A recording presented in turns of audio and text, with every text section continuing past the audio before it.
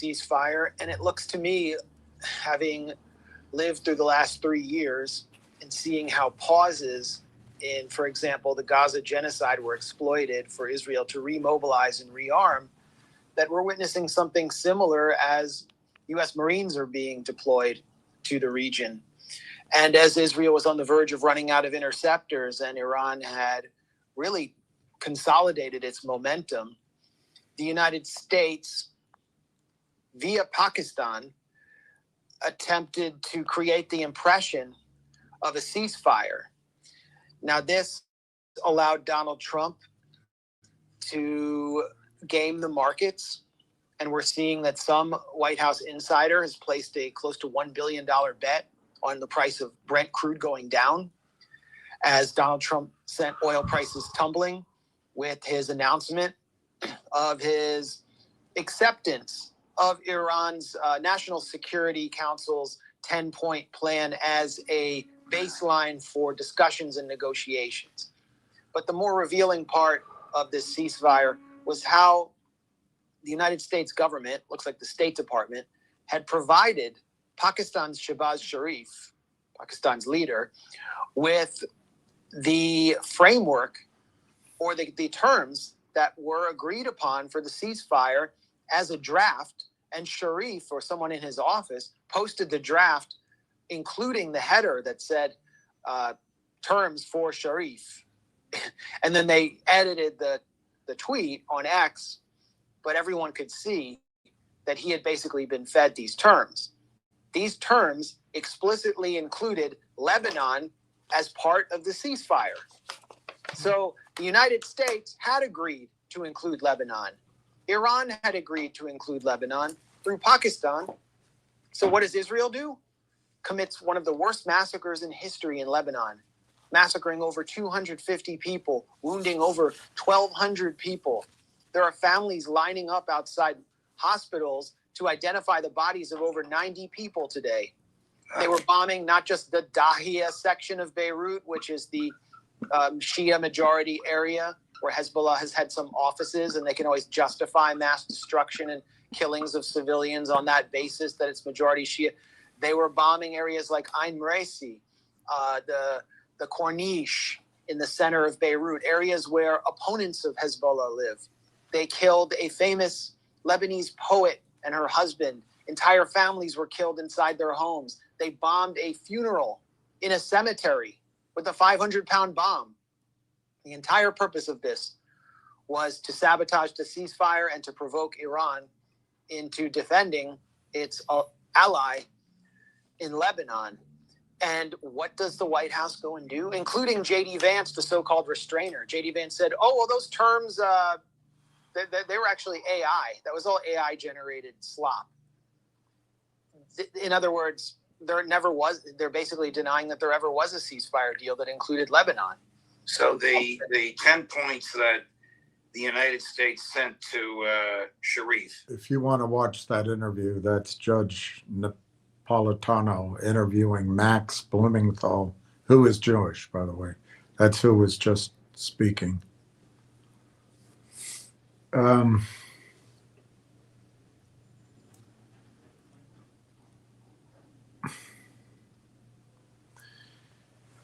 Hi, good afternoon, wherever you are. Everything is in the red on my screen, although the Dow is up 300, NASDAQ's up almost, 160, S&P's up 40, Microsoft's down 2, Railtown is down 0.0006, just so you feel it in the red.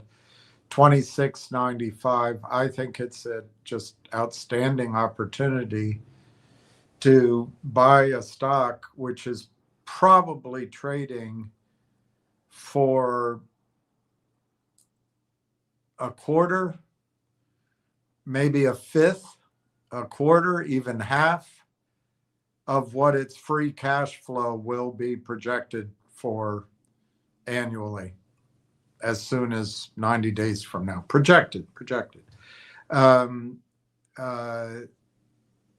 Finger unfortunately is now down almost 9 cents. It's down 0.0872 at 81 cents, 0.8115.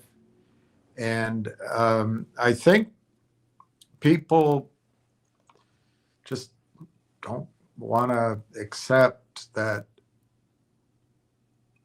the campaign against companies is relentless, much like Israel's campaign against all of her neighbors. Relentless. So even if it's a good company, if a company needs to raise capital, they're going to crush it. And under $1, it becomes very difficult to not do a reverse split because the canard will be floated by attorneys who lose touch with truth and morality. And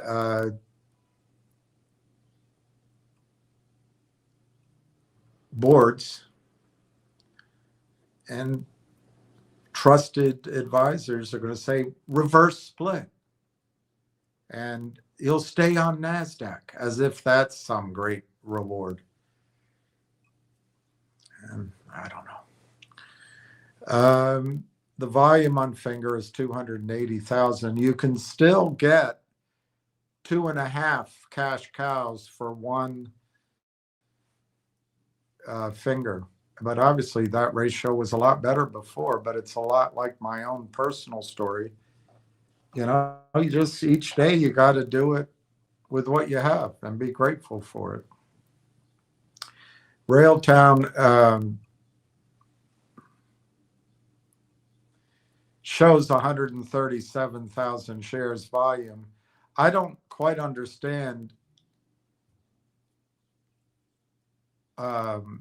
what my screen is showing.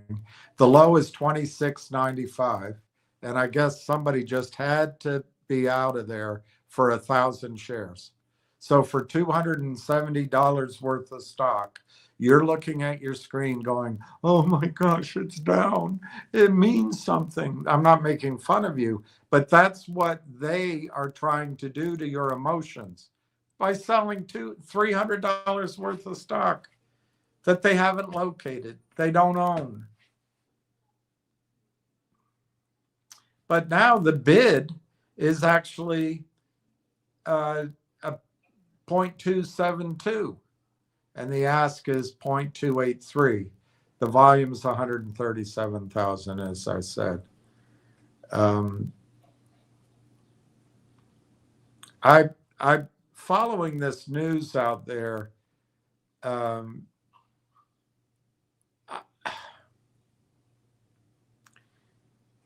To me, it looks like, wow, Melania just came out and says, I am not an Epstein victim. I knew it. She's class. But, you know, when Trump was tall, blonde, billionaire, and the movie cameras followed him everywhere, and he's isolated, he's always working, you know, there's probably some appeal to hanging out at the parties, which Epstein would go to or even arrange, where the chicks are. And Melania was one of the chicks.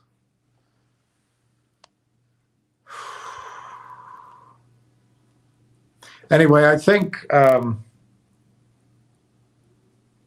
Trump is now starting to order or tell Netanyahu to calm the F down. But Israel just killed 200-300 people in Lebanon. You saw the propaganda by the Zionist press saying, oh my God, Iran is evil. They killed 45, I forget the number, 45,000 of their own people. Well, what's Bibi doing? And I'm sure it adds up to more than 45,000. Gaza, Lebanon, Syria, West Bank. But he gets a free ride. But maybe what Trump's doing is starting to rein him in, because I don't think Trump wants to get caught in a big, long, drawn-out war. There's a couple of women on this channel, Promethean. I don't want to play it because it might give me a strike, and I don't want to take that risk. But I've been watching them for a while, and they have had this view for years that this is about the British Empire, and Israel's just a plant of the British Empire, the city of London. And it might be that Trump might be breaking their hold on the Middle East. And Trump doesn't seem to mind if Iran charges $2 million a boat for the Ayatollah's Tolla, splits it with Oman. They each get $1 million or whatever. That helps Iran build their country, if I'm reading it correctly.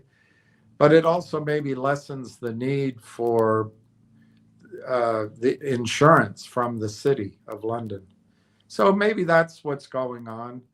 It certainly is frightening if you buy Bibi's point of view that Iran's about to launch nuclear missiles at Israel. But he's been saying it for 35 years. So with the same urgency, the exact in 2 weeks, in 2 months. There's even speeches out there where he says they can hit New York. He's mentally full of hatred. And we don't have to go down that path. But I can also understand how scary it is, So I don't think anything good comes from launching missiles at each other, killing daughters, killing wives, assassinating leaders. People don't calm down. They just don't calm down. So hopefully we can all of us pray for peace. And, it's going to change our lives. We're going to be in a different position. But I think maybe Trump is seeing that as healthy. We can't subjugate people. I don't know. I'm trying to see some good there. But if Trump does get Netanyahu to chill the F out, as maybe a New Yorker might put it, there's some hope. But otherwise, Bibi's going to make sure this war goes on. And then you're going to find out if Israel's really your friend.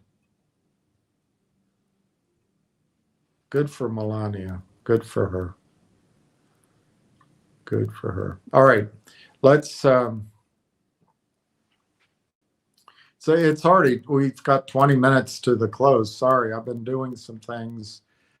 I've got more to do, some phone calls, waiting for phone calls back, So life is such. We have 19,010,000 shares of Railtown. You do. Amazing. Absolutely amazing.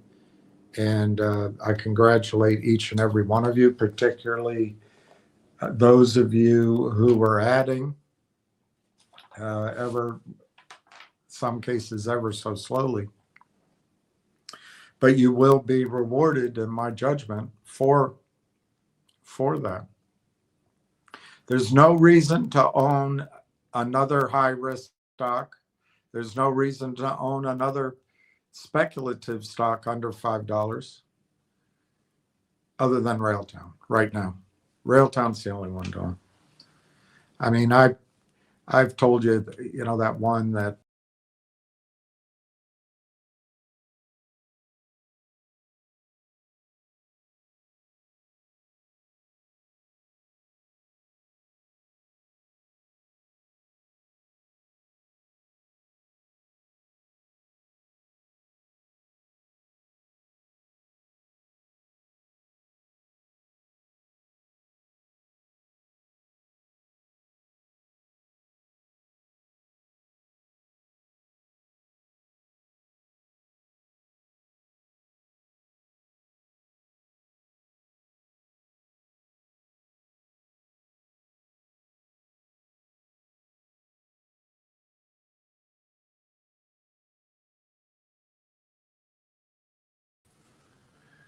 I probably lost messages. I just got crushed there. I don't know what happened, but who knows if I lost them or not. I don't know. What was I saying? I don't remember, but everything went black. I was looking up the price of something. Let me see where I was. What price was I looking up?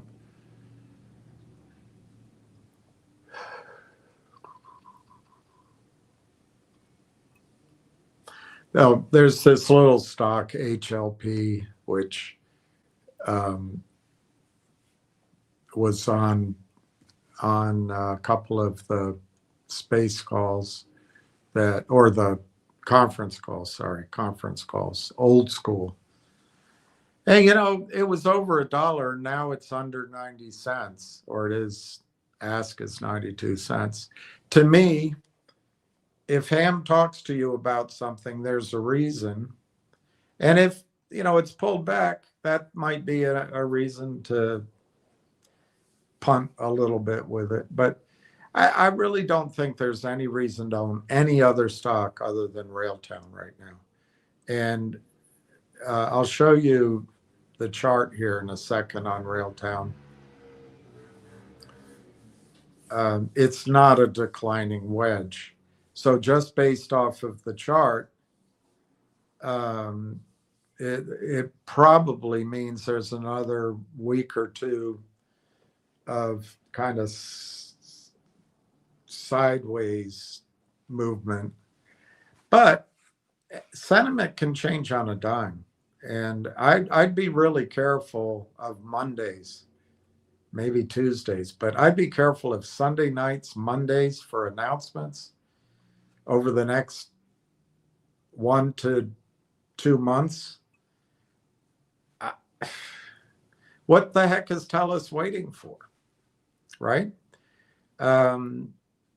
It may be that they have to get their electricity installed. It may be they are waiting for permits, but I feel like that's got to be all finished with. It may be that, they haven't hired enough, I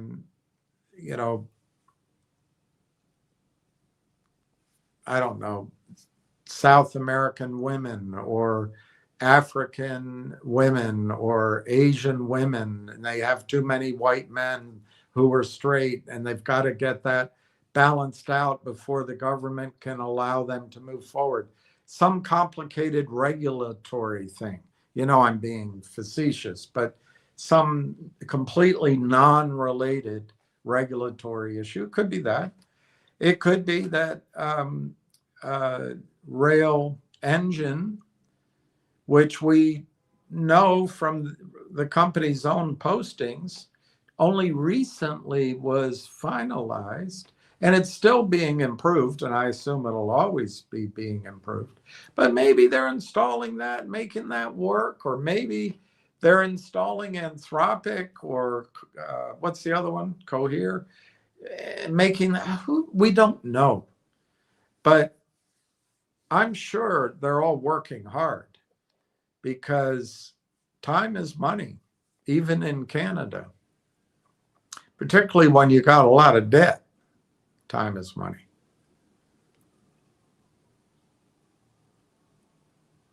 And I know you've spent your time making money, and your love making time. But it all comes to pieces, or some crap that the Eagles sang. But are you still mine? I liked that song. That was the only Eagles song I liked. All alone at the end of an evening.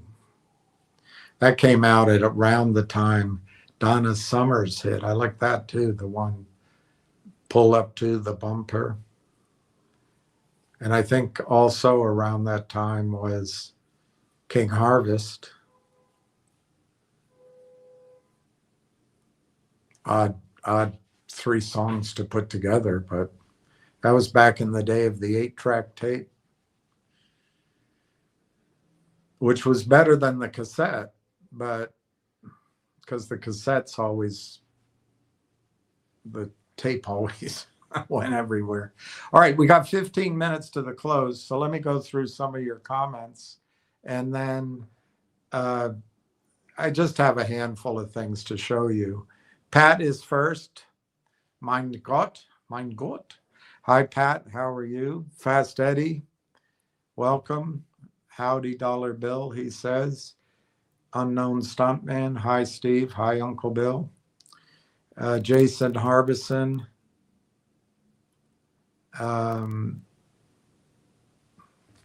Afternoon, Bill and RT crew. Unknown Stuntman. Wow, 675 yesterday. I think I wrote that down. 675 for your wife's IRA. But 9,000 more in your 401k. Amazing. Amazing. Simply the best. Justin Babish, the lower the price, the more I can purchase. The more I can purchase, the more I can dream. The more I dream, the more it seems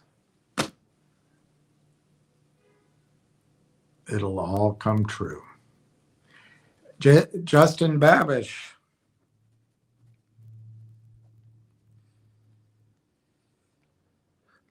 Added 1,500. Amazing. You're getting close to Donna.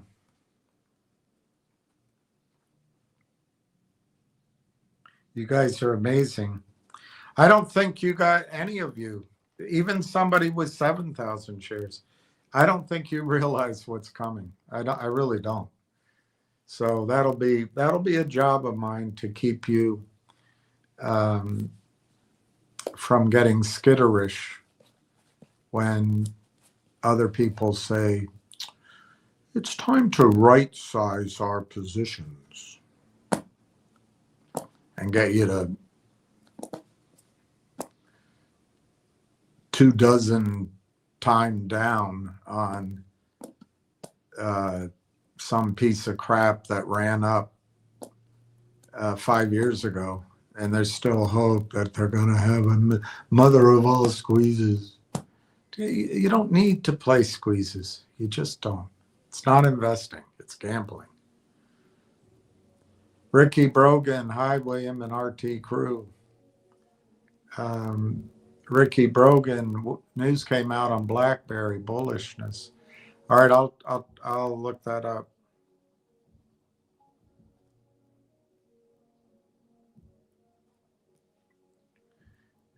Donna says hello. Hi, Donna. Somebody asked me, Donna, did you sell your Railtown in November? I remember you put a post up that you took a loss, and maybe you said Railtown in November, but it didn't really register with me because I'm convinced that you have a big position in Railtown. So maybe if I saw the post that you did it yesterday, maybe I just assumed it was a typographical error. But anyway, I don't think you sold your Railtown.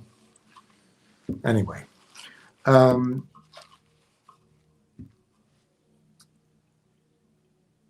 T. Alex. Hi, everyone. Hi, T. Alex. Ricky Brogan. They're favoring keeping their data on their own servers, and some customers, including in Europe, have. God bless the customer who have its own. Bob's your uncle. Wow, 18,400 more. That's some bebopalula. Oh, don't That's your order, 48.8.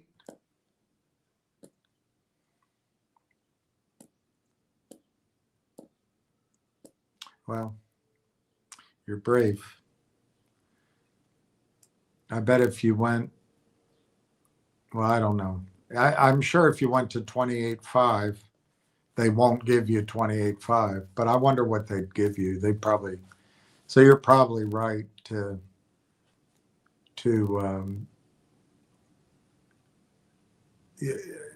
you basically became the bid.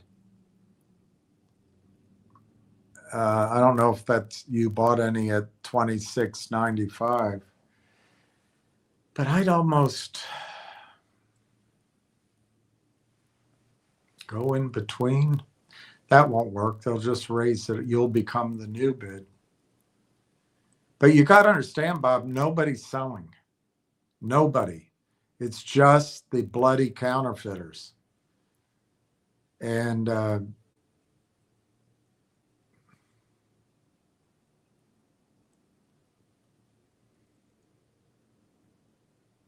mean, you may be right, but what's the difference between 28.5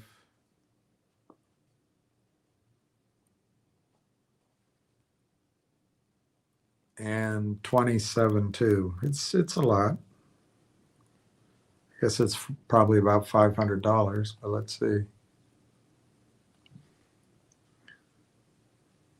0.285 minus 0.272. It's a penny. It's 0.013 times 48,800, 634. So it's not 500. It's a difference of 634, which another way to look at it, I suppose, is about 2,200 shares difference. But I think it's too late probably now because they see you there. They know your order's real. But I don't know, you got 8 minutes. Something could get announced on Sunday night. I'm not saying, I have no knowledge. I'm making that up. It could be still 3 weeks from now. But I think I'd switch it to 28.5. They won't fill you there. They'll fill you at probably, I don't know, 27.7. So it's going to cost you a few $100s more, and you'll get probably 1,800 shares fewer, but at least you'll have them. But you've only got 7 minutes to do that. That's what I think I would do. But I don't know. You've been right so far. Looks like someone off at 27.72, just ahead of you. See, they know it. They know it. They did 15,000 ahead of you. That's the problem. You guys, you can't trick these computers. You can't trick them. So you have to go. Although I've noticed that the going in the middle sometimes works, but the only time they have to fill you, is if you go take what they're offering. Right now they're offering 22,500 at 0.2846. Go take that. I guarantee you, I mean, I can't back up the guarantee, but they won't fill it at 28. It'll probably be 20. Well, it could be 28 even, but it'll probably be 27, 80. But anyway, Bob, you've got a big position, so you can afford to play chicken with it, and it might work, and you might be able to get your stock Monday morning. You never know. So I commend you. It's amazing what you bought And you're right, they could drop down and wipe it out in here, but they don't have to fill you unless the ask drops down to your bid. And I don't see that happening. All right, so then you're also trying to do.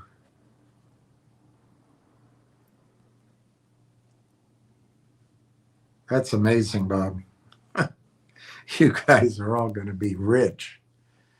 You guys are going to be rich. Ricky Brogan, BlackBerry even reversed plans to leave BlackBerry to sign up with T. Alex.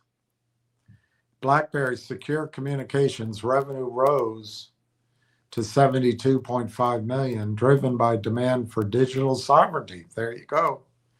There is that word sovereignty again, sovereign AI. And remember, the guy that founded BlackBerry is on the advisory board at Railtown. What do you think it could be about? Several people have asked me, and I've been thinking about it. I come up with different reasons. I mean, there's some obvious reasons. But one that could be it is BlackBerry was effective at going from a, basically a hardware to keeping revenue in the company, I guess you call it, by licensing BlackBerry. And maybe that's the skill he brings to Railtown, or one of them.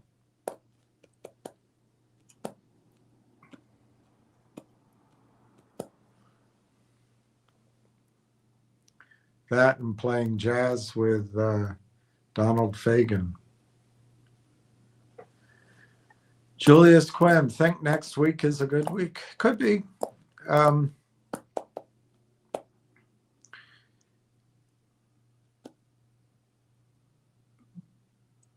But if you're asking me, and it doesn't mean I'm right, it doesn't feel like it's going to be next week. It feels like maybe the following week or even the one after that. Why? I don't know why. Because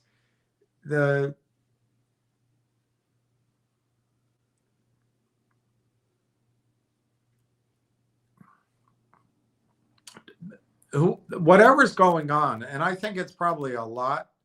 I think Railtown's in a phase where they've got a couple of guys at the top and another guy with them. And then they got a bunch of engineers. And I bet they have more business than they can say grace over. And it's just pouring in, and they're locking it all down. That's what I think. Because of the sovereign AI. Because I believe, this is one of my theses with a T, not an F.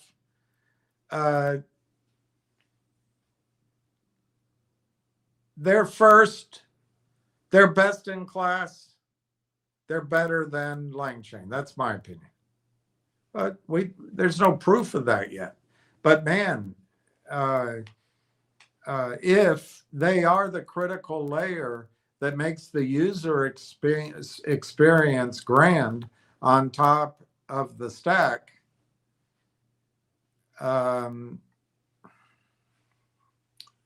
I can just imagine. And plus, the Rolodex that this guy has, he may be bringing in more business than we know of. And then you've got, up in Canada, it's a small enough economy that you might have the government working with the universities, working with the think tanks, working with Bay Street, working with the key business leaders to make sure that AI stays in Canada, more meaning that AI engineering brain power stays in Canada via the income created by licensing like BlackBerry around the world. And if that's going on, a lot of speculation here, But if that's going on, I'm trying to see if you got your trade off. You didn't. It's 27.72. The volume is 152,000. But you might, Monday, you're not risking much, Bob, because you already have a big position. So if it runs away, you're going to be fine. But if it doesn't, you're doing, it makes sense. It's 25-cent bid now, but of course they don't trade it after hours. But anyway, I'm doing a lot of imagining. I have no proof for anything, but if that's going on, Julius, if business is just flowing in, we know the orchestration framework layer is hot.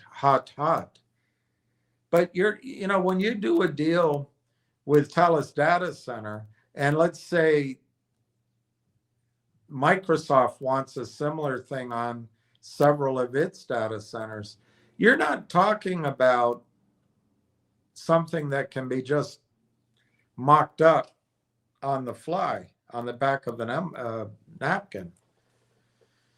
So anyway, my point is, Julius, I think for me, it's just fine. It's just great they take their time. Of course, I've opened up that I have this hope that I can buy a few shares, but if it works out the way timing usually does, if I'm able to, the stock will already have moved up. But you never know. I've certainly been trying for a long time, and I've had girlfriends that told me I'm quite trying. But Julius, if you want my gut feeling, it's going to be more of this same next week, and possibly even the following week. But that's subject to, if there's some clarity or whatever this material information cloud that hangs over everything, that bubble is popped, to mix all kinds of metaphors. Everything can change overnight. And Julius, I really emphasize to you and everyone here, another one of my theses, which I'm hammering to the door of the cathedral.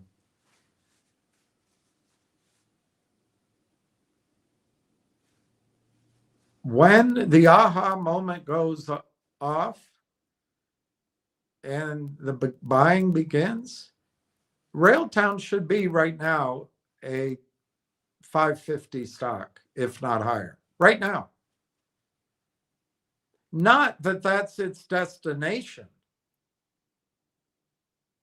That's where it should be in its journey right now. What is that number, 550? That's Lang Chain's value last summer. It was finalized and announced in October,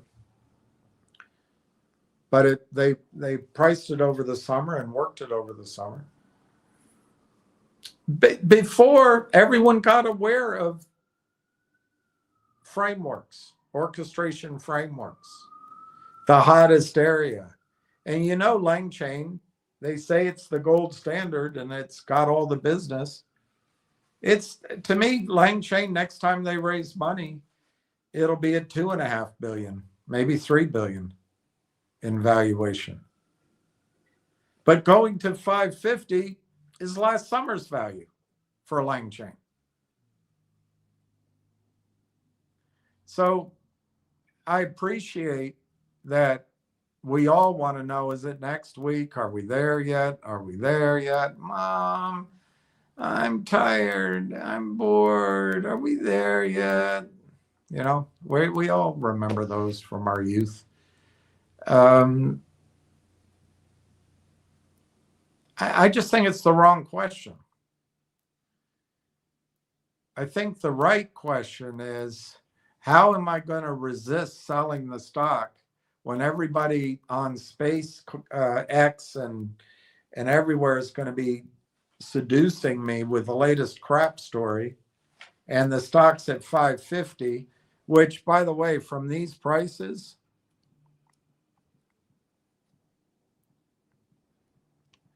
is 20x. And you're going to go, oh, I made it. Wow, this feels great.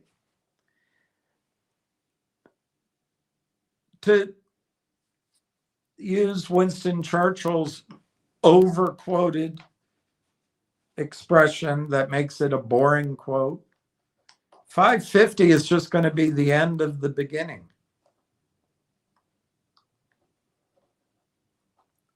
So I don't know what the correct question you should be asking is, but it's not, is it going to be a good week next week? I mean, we all curious about that.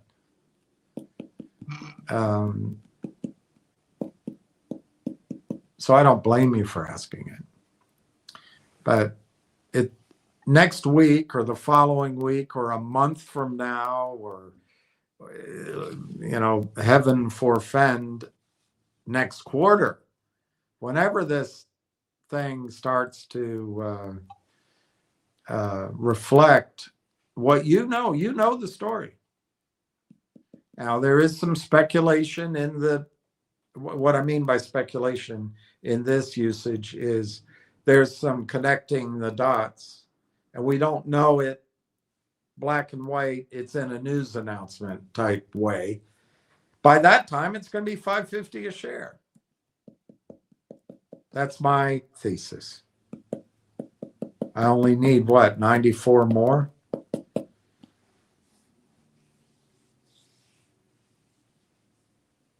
I don't know, Julius. I wouldn't be asking that. We can't help it.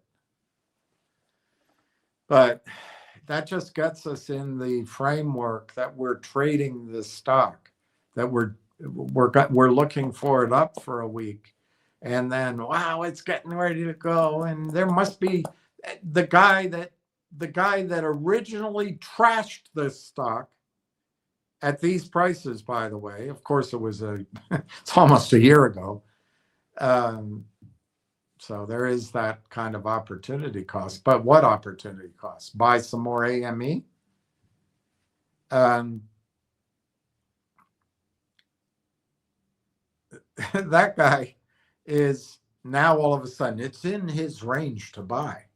But when it first came out, all he did was attack me and say it was he said, you have to read the financials because I do my own due diligence. My shit doesn't stink. I read the filings. In fact, when I read a filing, I'm usually on the can, and after I'm done with it, I save on toilet paper using the filing in the way that I probably should have used it in the first place. He pointed out to you that it says going concern. Oh my gosh, going concern, which is on every bloody.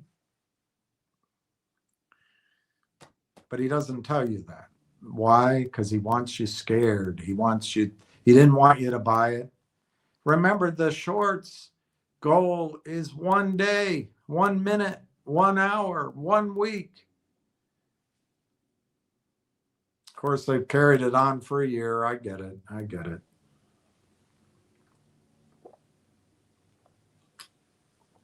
But we're still going to see, whenever it starts, we're going to see, maybe it's going to be slowly at first, and it's going to be catching like a bad chain on a bicycle. You get on it, and you've just fixed your tire, and you put the chain on, and you put it in. The first times you're moving, the chain doesn't catch, and your pedal goes all the way down without doing anything, and you keep going, and then maybe the 4th or 5th time the chain gets aligned, and then finally it propels the bike. you might have a little bit of that to start, Julius, but I really believe the stock, and I've gone through it before. People can't buy stocks under $5. I don't want to go through the whole list. So people that are on X's can scare you. They can manipulate it, and their buddies come in and they put the heaviness. To describe it as shorting does not fully describe the magnitude of what these sons of bitches do.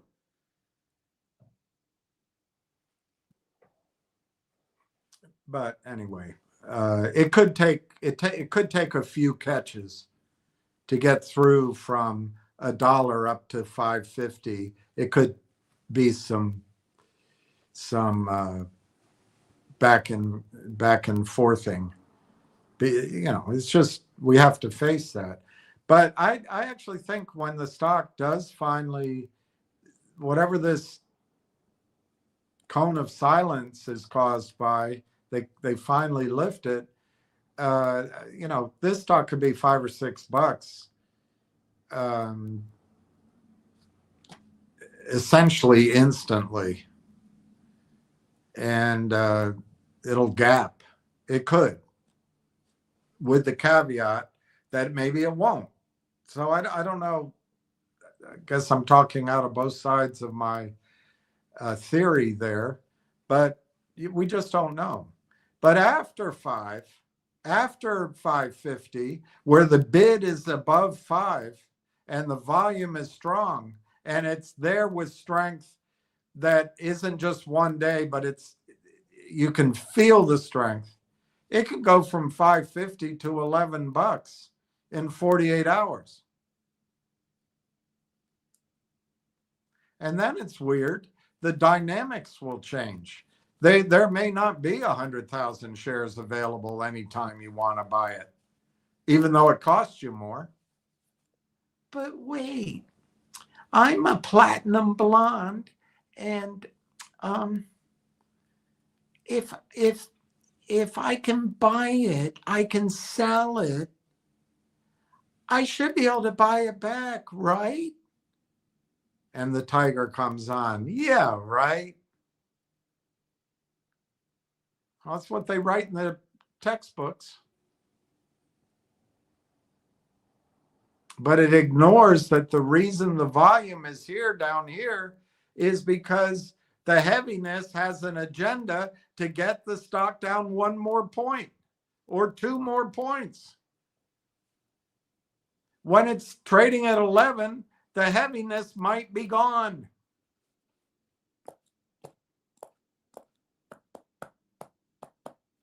Certainly the stock loan desk won't think it's shooting fish in a barrel anymore. Under $5, any stock in North American markets, the attorneys are crooked, the regulators are crooked, the Congress, the government is crooked, the journalism is crooked. The men that so-called financial types, they're crooked. The people that come to you on X, they're crooked. Everybody is crooked. There's nobody on your side. But above $5, it's got to be, the bid has to be above $5, and it has to have strength. But above $5, all of a sudden, who's on your side? The thundering herd at Merrill Lynch, Morgan Stanley, Fidelity, the venture funds, Mavericks, Omers, all the firms in the world can, the Webull accounts and those kind of IBKR will allow you to buy it. And those stock loan desks, who are the pimps or the drug dealers, the pushers to the criminals that sit at desks, metaphorically, and use the house money to do this churning. They split it 60-40, 60 to the big man, they keep 40%, And then they come on here, they get cohorts to either be your friend, pretend to be knowledgeable. They might be mean. They might come on and ridicule. They'll try to be, I'm not doing, I'm just a pompous asshole. I'm not doing this to make any money. Or they might be, William's such a dack, and they're just come on hard and argue. They could, or they're sweet, or they're female, and they'll do anything to get you thinking they're great and I'm an asshole. And they'll personalize it. So you stop realizing this is an investment. This Railtown has nothing to do with William. I'm not being paid by the company. And when TELUS turns on their fire hose and it goes from revenue of de minimis to the mama overnight, the big mama overnight, it's not going to have anything to do with me. And you are going to want to be in the stock. But those devils are going to whisper, well, why don't you rebalance your portfolio? You never go broke taking a profit. Hey, they've walked down AME and it's going to be the mother of all squeezes. When are you going to realize that script is as old as watching Friends or Cheers? Or that one with Jennifer Aniston in it, The Unhappy Billionaire.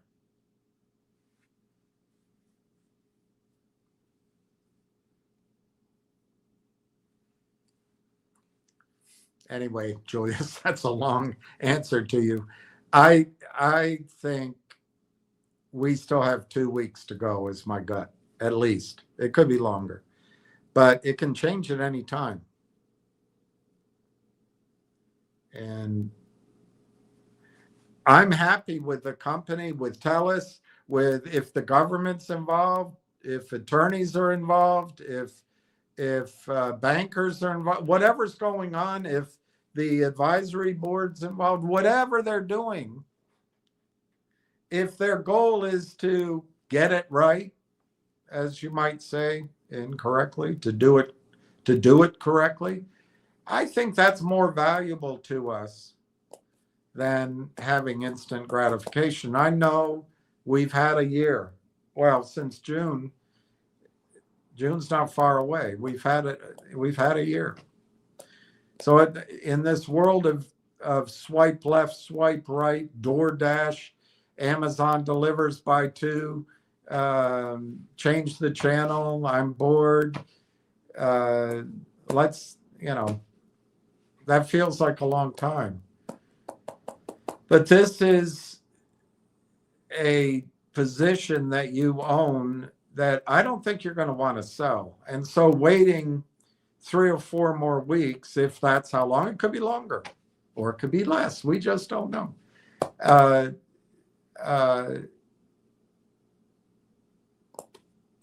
To make sure that the foundation is strong, that's what's important to me, because I'll tell you what, there's only one chance to make a great first impression. But I also think that because it's a data center, and then there's so many data centers, and sovereignty is all the rage right now, I think when business comes in, it's going to come in as if the gates on the Hoover Dam are open. And if the strength isn't there, the dam's not going to hold, or the whatever analogy you want to put. So I'm glad if that's what's going on, I'm glad they're making sure they can handle the flow, because you've never seen anything like it. And you'll forget, Julius, you'll forget all this. It'll be a story. You're going to say, well, remember when we were waiting and waiting and waiting, but you're going to look back on it. It's just going to be it's going to be an anecdote. It's not going to be your focus. This isn't a 250 stock. It's a $5 stock now. It's just not priced for $5. And it very likely is a $25 stock. Fairly quickly, as long as you're not of the instant gratification generations. It's a $25 stock all day long. It's not going to go straight there. And so what it does next week, it doesn't have a lot of matter to me. T. Alex, the longer this takes, the bigger it is going to be. Nobody can tell me this powerful management team is sitting on their butts for no reason. I don't think they're sitting on their butts, but I've never seen their butts.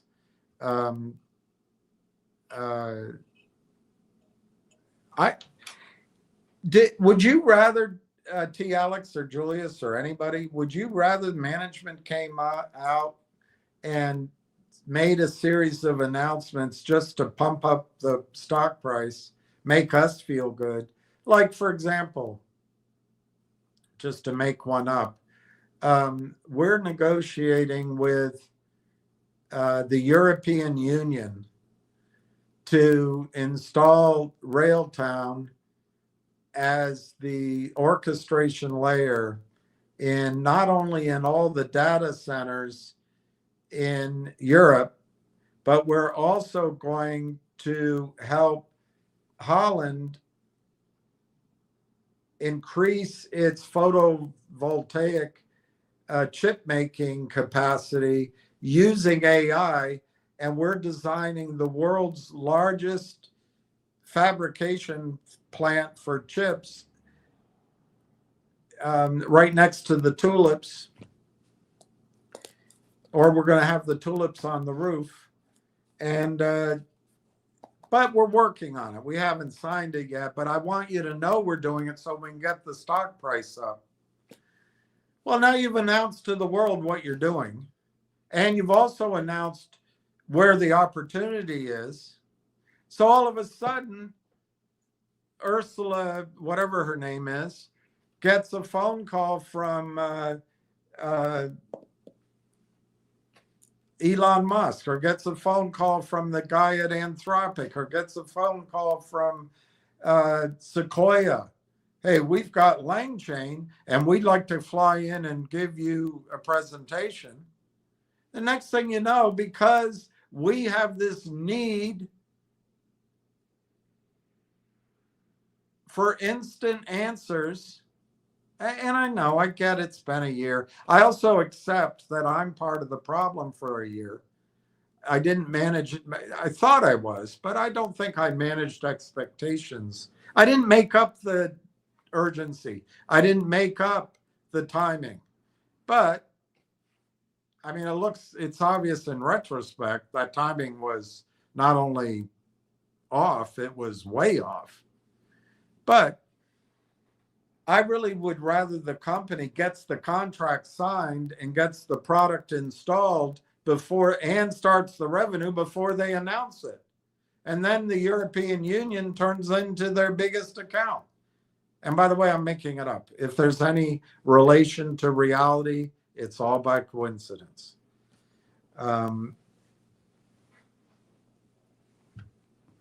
So I think we just have to get over it. I think we have to trust what we know, and I think we know a lot. And I think we have to accept that delays and silence are for good reasons. The only two things you should probably be afraid of with a low price stock is they don't have enough money. And they take toxic financing. Well, they do have enough money.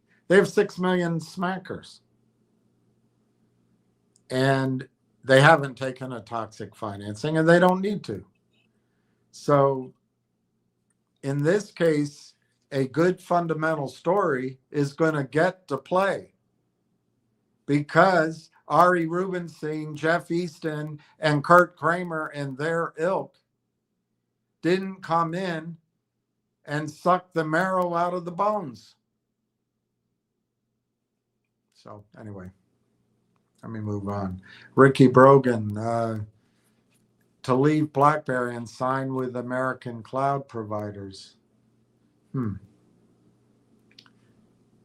BlackBerry even reversed plans to leave BlackBerry to sign up with American cloud providers. Jeffrey Fast. Wow, nice, Jeffrey.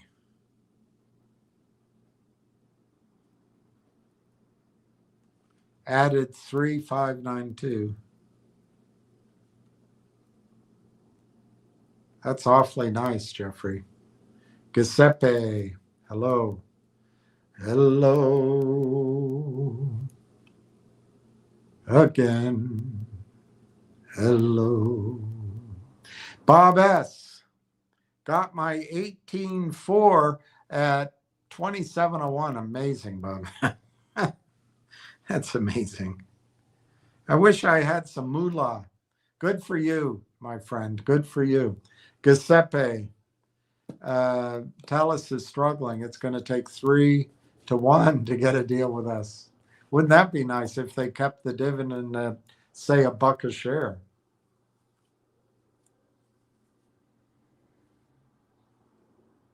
The more I think about it, Giuseppe, one of the great storylines of sovereignty is integrity, I guess, from the big hyperscalers and from Trump, to shorthand it. So one of the great attractive things about Railtown is that you can buy it and it's not tied to the CIA, it's not tied to the Cloud Act, it's not tied to the US military, it's not tied to a handful of mostly Zionist-leaning tech companies in the United States. It's pretty good. Why mess with that formula? So maybe there's an argument to be made that Railtown stands alone. I don't know. With that kind of cash flow, which is possible, if you take 20% of 2 billion, that's 400 million. But I don't think all of that 2 billion is going to go through the data center. But I don't know. Eventually, they could get that big.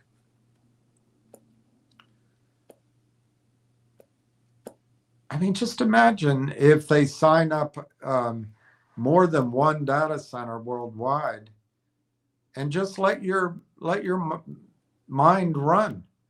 Let's say Telus over the next 5 years gets to 2 billion, 3 billion over 5 years. But let's say they add another,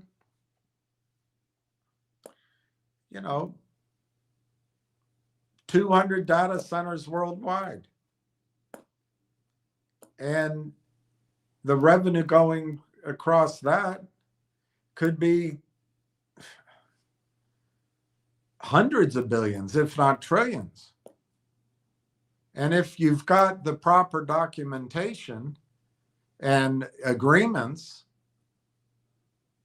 that all courses back into the land of the baby seal and curling and A.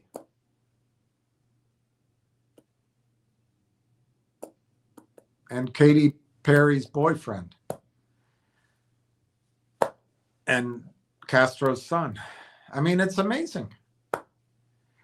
If you assume Telus data center does 2 billion in 5 years, 5 years from now. And they've signed up 200 data centers worldwide. It's probably not a hard leap to think that in 5 years, Railtown is participating in 10 billion in shared revenue. Well, at 20%, that's 2 billion. Well, 2 billion times, well,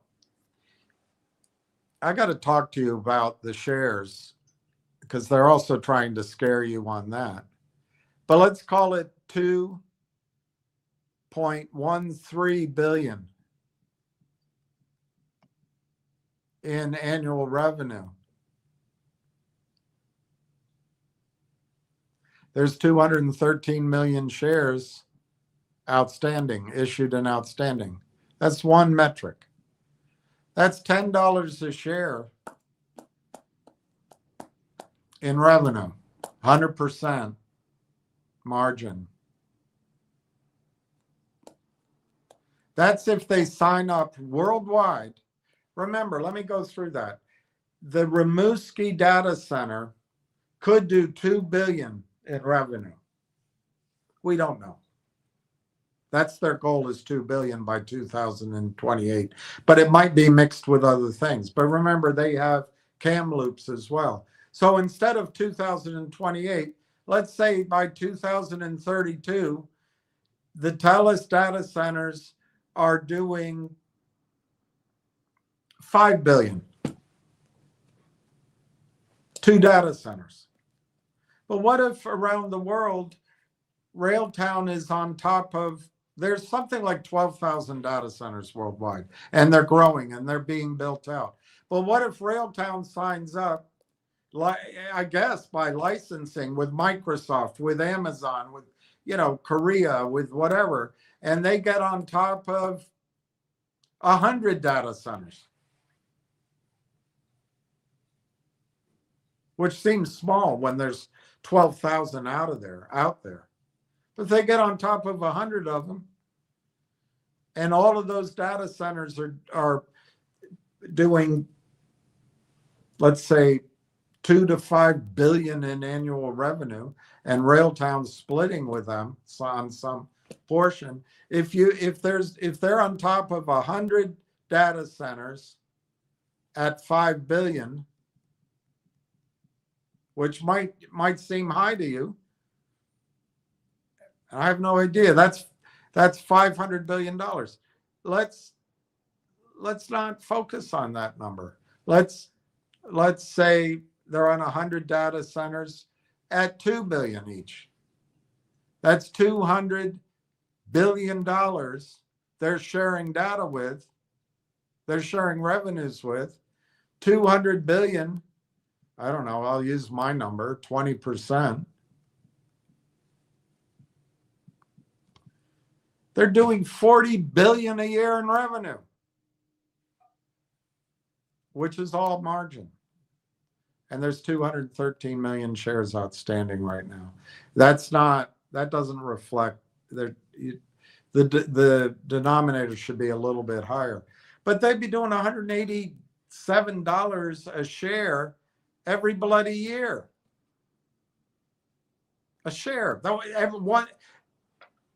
In 5 years, they're doing it.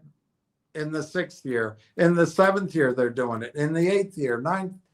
Guys, the magnitude of what you own. I mean, these examples I'm giving are probably preposterous, but there's 12,000 data centers in the world. TELUS has a goal of getting to 2 billion on its Rimouski, maybe / Kamloops, and maybe it's not a full 2 billion, so call it 1 billion on 1 or 2 data centers. There's 12,000 in the world. What if Railtown becomes the critical layer? They don't need to have to be on top of all 12,000. What if they get on top of 1,000? of them. 1,000 data centers. And let's use $1 billion. Let's not use 2 billion, $1 billion in revenue per data center.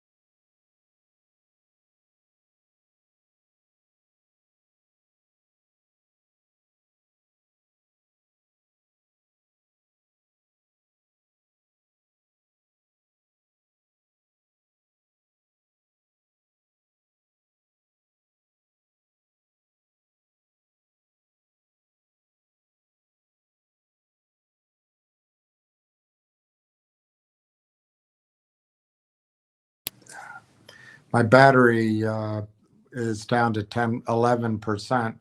It's plugged in, but I guess I had to replug it. All right, so if you have 1,000 out of 12,000 data centers, so Railtown gets on less than 10% of the worldwide data centers, and they each do $1 billion, which I think's low. Let's say Railtown gets 20% of that. I don't know if that's correct. That's $200 billion a year. And if you use a little bit of a fudge factor, that's $1,000 a share in revenue and in profit. Let me see if I did that correctly. Million, billion. Yeah. 200 billion divided by 200 million shares, $1,000 a share.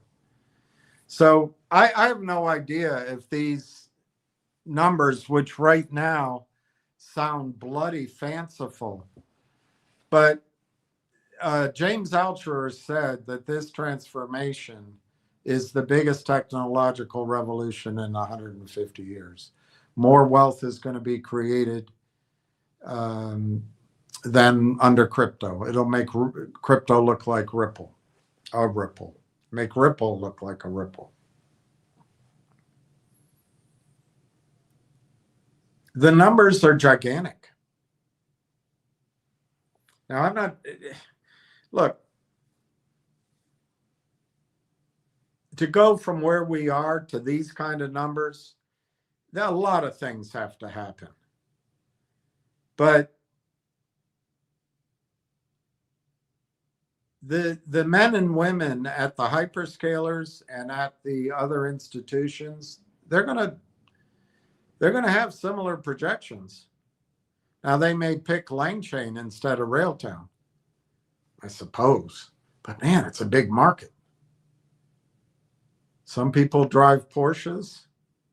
Some people drive Ford pickup trucks. Guys, your investment in Railtown is an investment. It's not a day trade. It's not it's not a short squeeze play. It's not a manipulated stock. It's not a promoted stock. You do not have to sell it. But we have to be aware things can change. I mean, I'm not saying blind all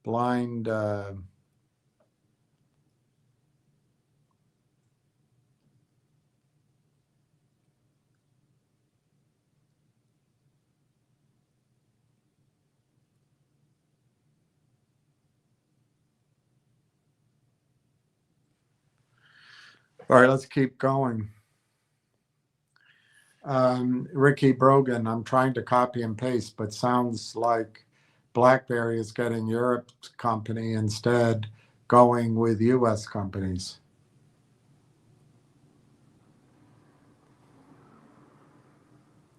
So BlackBerry is going to go with Europe instead of the United States. Okay. Maybe there's a parallel there. Maybe Railtown is going to focus on Europe instead of the United States. I don't know. Bob's your uncle. It's been bouncing around so much. I'll see what tomorrow brings. Exactly. And Bob says, good advice, William.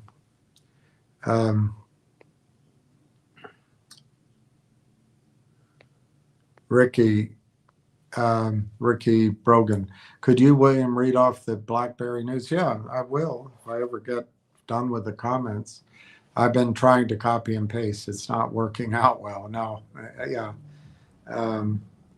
Bob S., I'll try to figure it out tomorrow. Is tomorrow Friday? Oh, so you have tomorrow. That's good. We have tomorrow. Why don't you stay?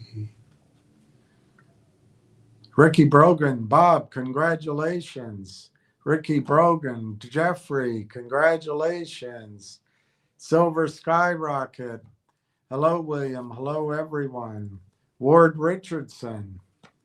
Ricky Brogan, BlackBerry is heavily involved with the Dodd-Frank Amendment.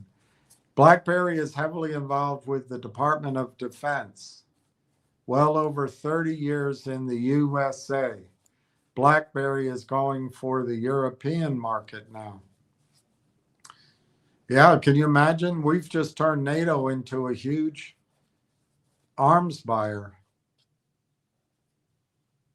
Bob, my order is a GTC order. Yeah, that's a good point. You might get filled in the morning. You might get filled. But my attitude, Bob, which, you would have been right. There was another guy here. Remember that alligator guy, crocodile guy? He was right. I think he was waiting for 22 cents, which I'm not sure came. But he was right to wait, it looked like. But my attitude is, and I know it's been wrong so far, but I'm telling you, you're going to, each of you, I'm not talking to you, Bobby, I'm talking to everybody. You're going to be so pissed off if you miss owning the stock by a penny and it, for whatever reason, it stops trading and it opens up at $4.20. You'll never chase it. And then you'll be talking about it for the next 30 years. I had an order in for 40,000 shares at point, XXOX, and it came down to 0.000Y, and I just missed it. And an hour later, it stopped trading. You don't want to tell that story. No one will care about your boring ass story that, you know what, William told me to go ahead and buy it on the ask, and it crossed below the ask. But if I had waited, I might have been able to get 500 more shares. But I did buy 48,000 shares. So I might have gotten closer to 40. No one's going to want to hear that, but it's not going to matter. If the stock's 25 or maybe my target's right, $55 a share. Good Lord. You're not going to even have to tell a story. You'll be bombing around in your pink Cadillac.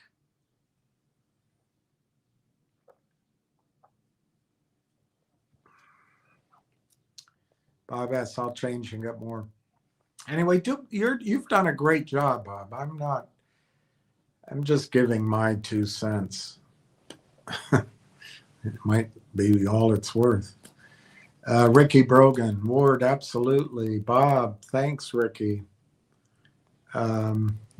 Ricky Brogan, I wish you would do your commentary on stock twits, you twit. A lot of nice folks in our community. All right. I don't know how to do it, but I can do it. Talex, Ward Richardson. That's right. They are here on this board not for a few $billion. That's exactly. John Ken. Is 2,000 shares too low? No, it's great. 1,000 shares is great. You know, I wish there was most of my, whatever you want to call it, experience. I don't think my dad would call it a career, but for most of the time, right now, I'd have a position as big as, maybe not as big as Steve's. I don't know, probably. A lot of my life, I'd have a position bigger than Steve's. But right now, I'm just have to go with what I got. So if you can get 1,000 shares or 2,000 shares, it's plenty. You start somewhere. 2,000 shares at $25, if it gets there. Look, these numbers I'm using are projections. We don't have enough public information yet. But the overall AI market is a revolution. And there's no going back unless somebody comes and bombs us into the Stone Age. There's no going back. And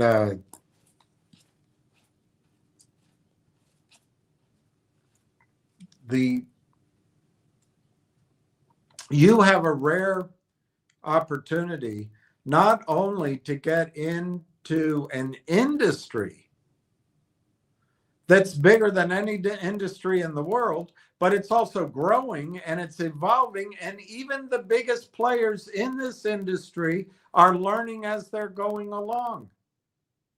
So you're coming inside of all that movement before it gets rigid and locked in. And that's where you can make your money. And in the case of Railtown, it's a public company. If Railtown were private right now, I totally believe it would be a $2.5 billion company. Over $10 a share. But it's not private. And, you know, those private valuations are a little bit rigged too. You scratch my back, I'll scratch yours. You got a deal, I got a deal. Let's get them all through to the vast American retirement system. But let's do our dance as we walk it up. But having said that, the valuations happen and the industry is real. So this industry is not a mature one by far. And I would even say it's not even in its infancy. It might be a birthing. But it's growing up quickly. And you get to buy a stock that is being sold without locates, and it's being sold and allowed to settle without delivery because the whole system is corrupt. It's set up for 50 men. New York, Miami, Toronto, Frankfurt, Tel Aviv. The Caribbean somewhere, Panama.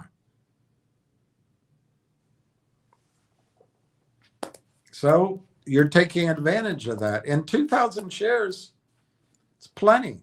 But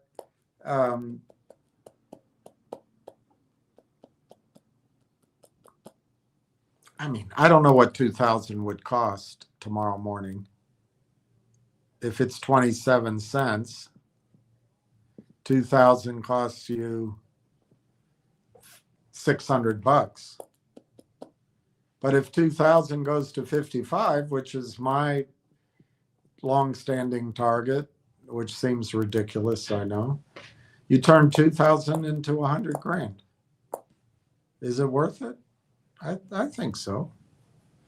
Anybody that gets to 100 grand in their portfolio, as long as they're not listening to the gamblers and the seducers, and they just have a strategy, and particularly if you're young, anybody can turn 100 grand into $1 million. A 10x, it's, you got to focus, you got to do without, but anybody can get a 10x. It's going from 2,000 to 110. That's the hard part.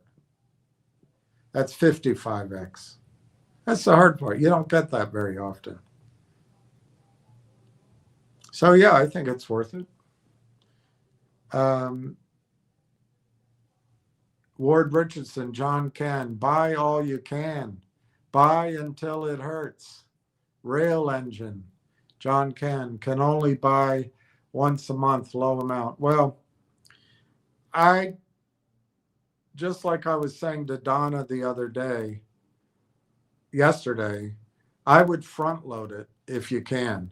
If you know you can put the money in a month, borrow it right now from somebody, write it down. Don't cheat that person.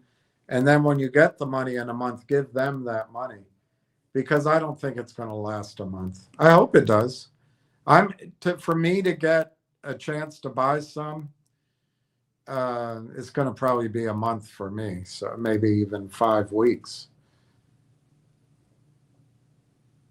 Maybe actually 6 or 7 weeks. I don't think I'm going to get my chance.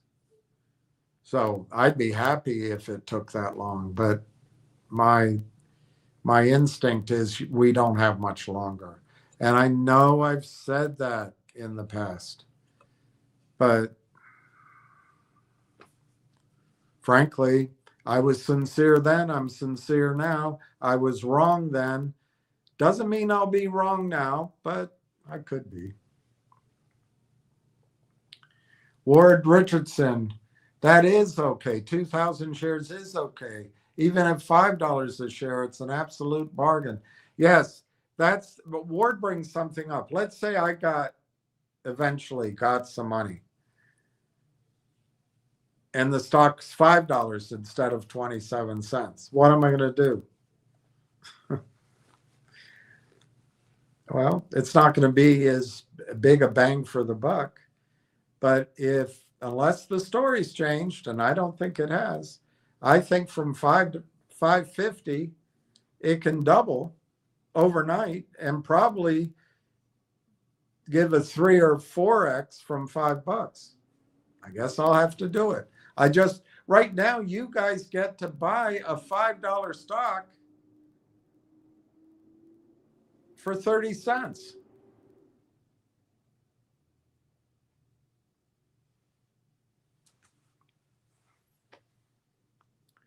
Pat M. John Ken, find stuff you don't need and sell it. Amazing how much your crap can bring. Someone else's treasures. Yeah, that's right. That's right. He slipped the ring off his finger as he walked in the room.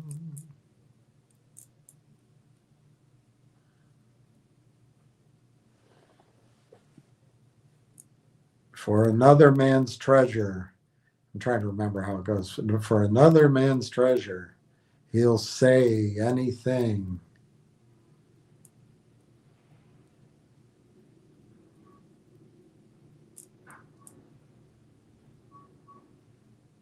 But is a life full of pleasures worth the trouble it brings?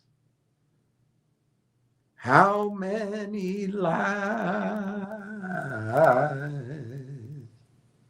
you must have told?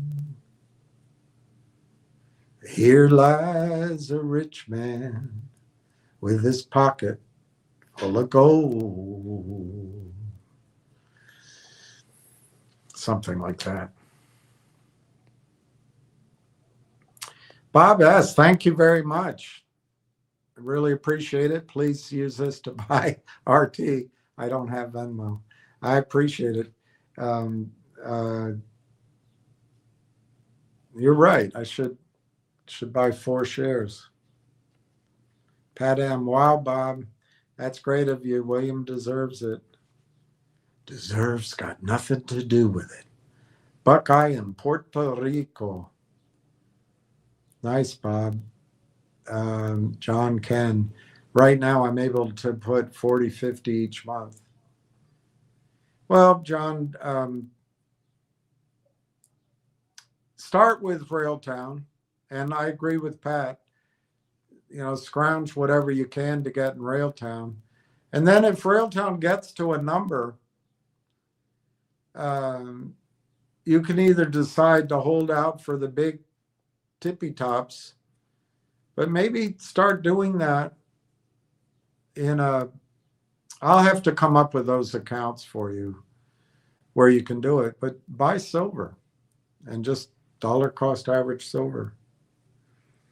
There's some other stocks out there, but I just don't think people should chase the squeeze and stories and the manipulated stock stories.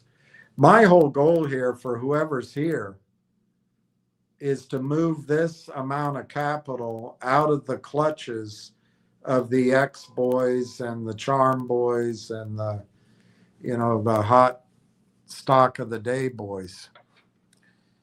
Because if we stick together,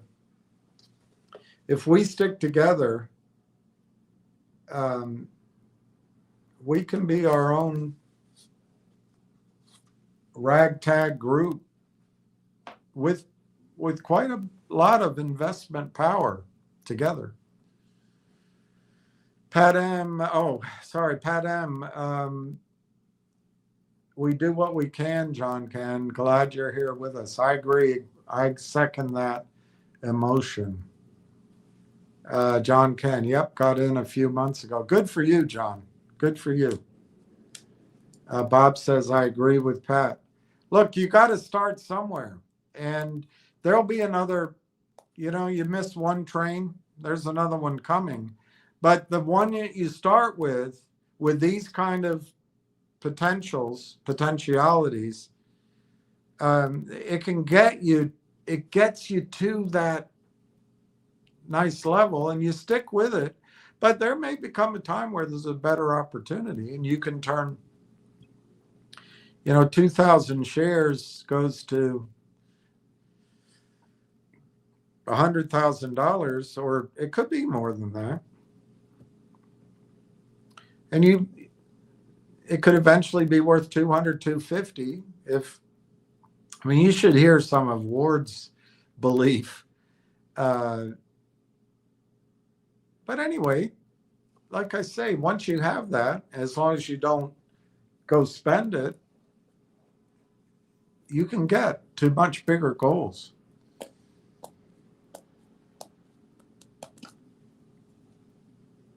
Ward Richardson, Pat M., that's right. I agree, Pat. Rail Engine, D. Waters. Hi, William. Haven't caught you live for a bit, but I have still been adding. Wow. Deschamps is here. You can say that again. Deschamps is here. Deschamps never left.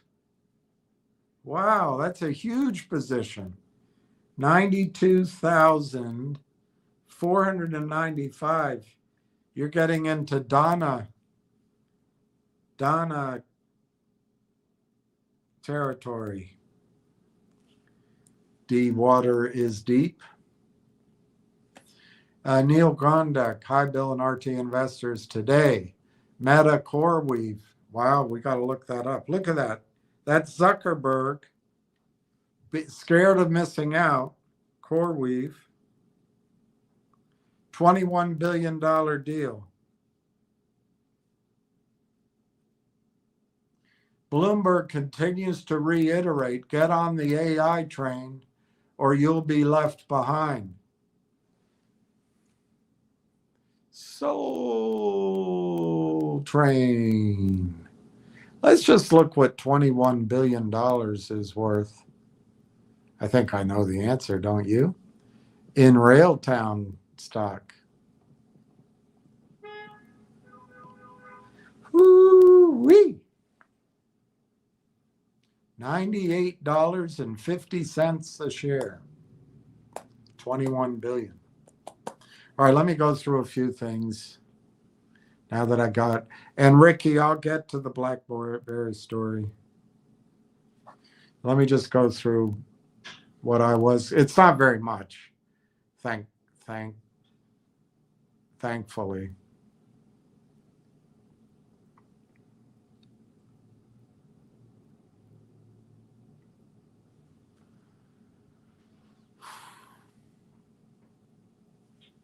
He slipped the ring off his finger and walked in the room.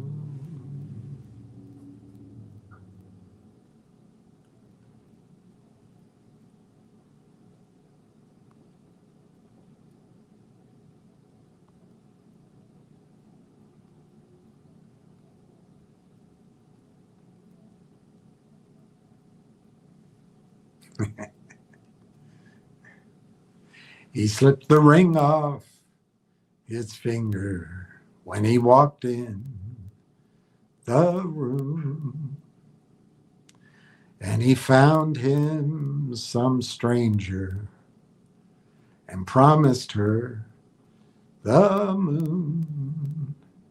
How many lies you must have told?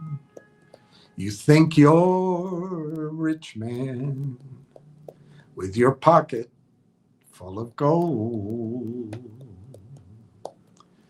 For another man's treasure, you'd say anything, but is one night of pleasure worth the trouble you'll bring?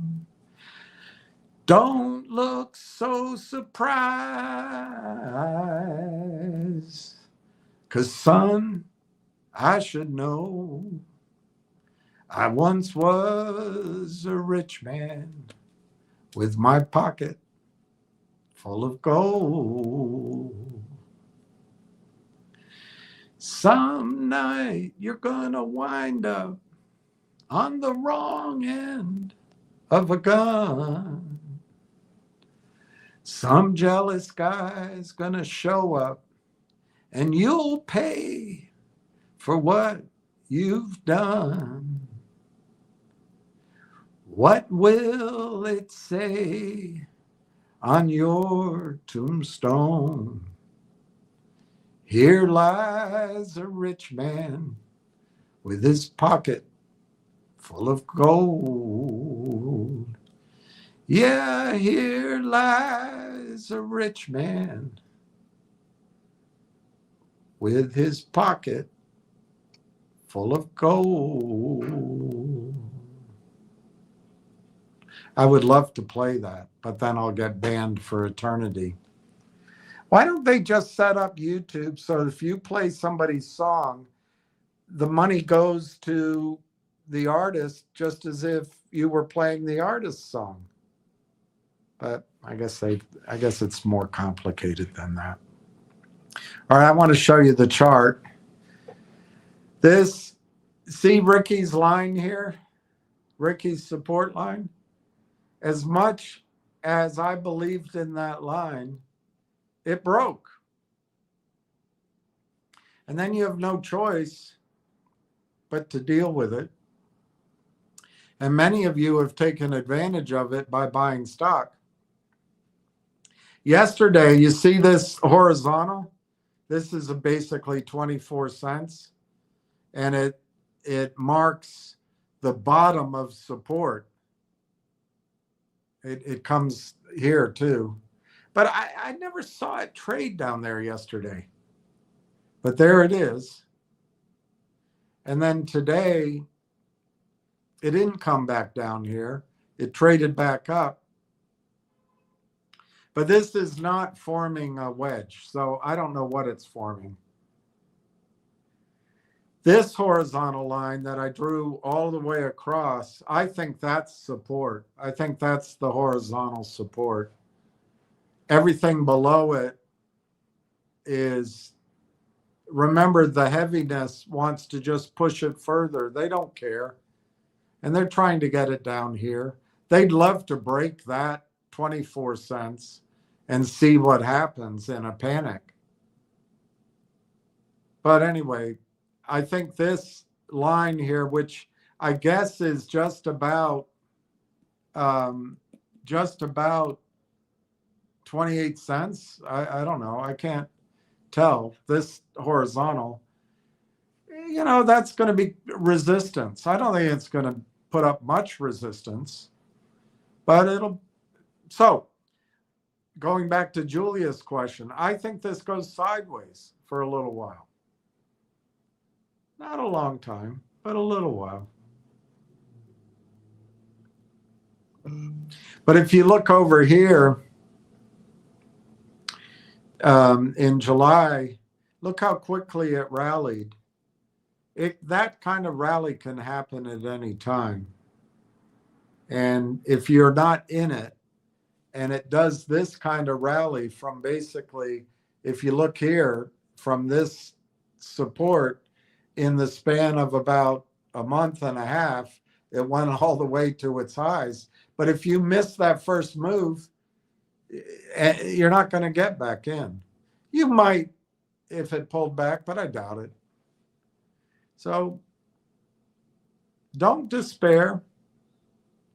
It's all going to be meaningless. This chart, this whole thing here is all going to look like a blip on the chart 5 years from now. It's just going to look like this meaningless base at under $1.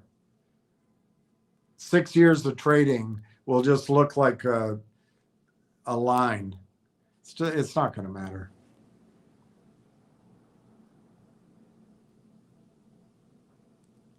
All right, let me see.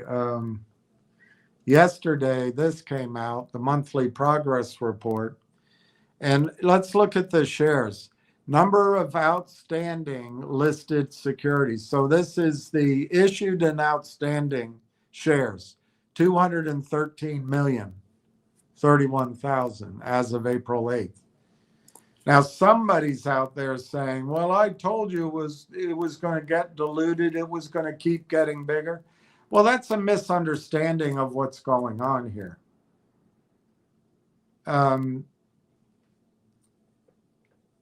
There's a term called fully diluted. So in other words, this is the outstanding shares, but the number of shares of Railtown on a fully diluted basis, it was as high as 230 something, 232 million, 33 million. But it's come down by a couple of combinations. One, when they bought AIP, they saved about 500,000 shares.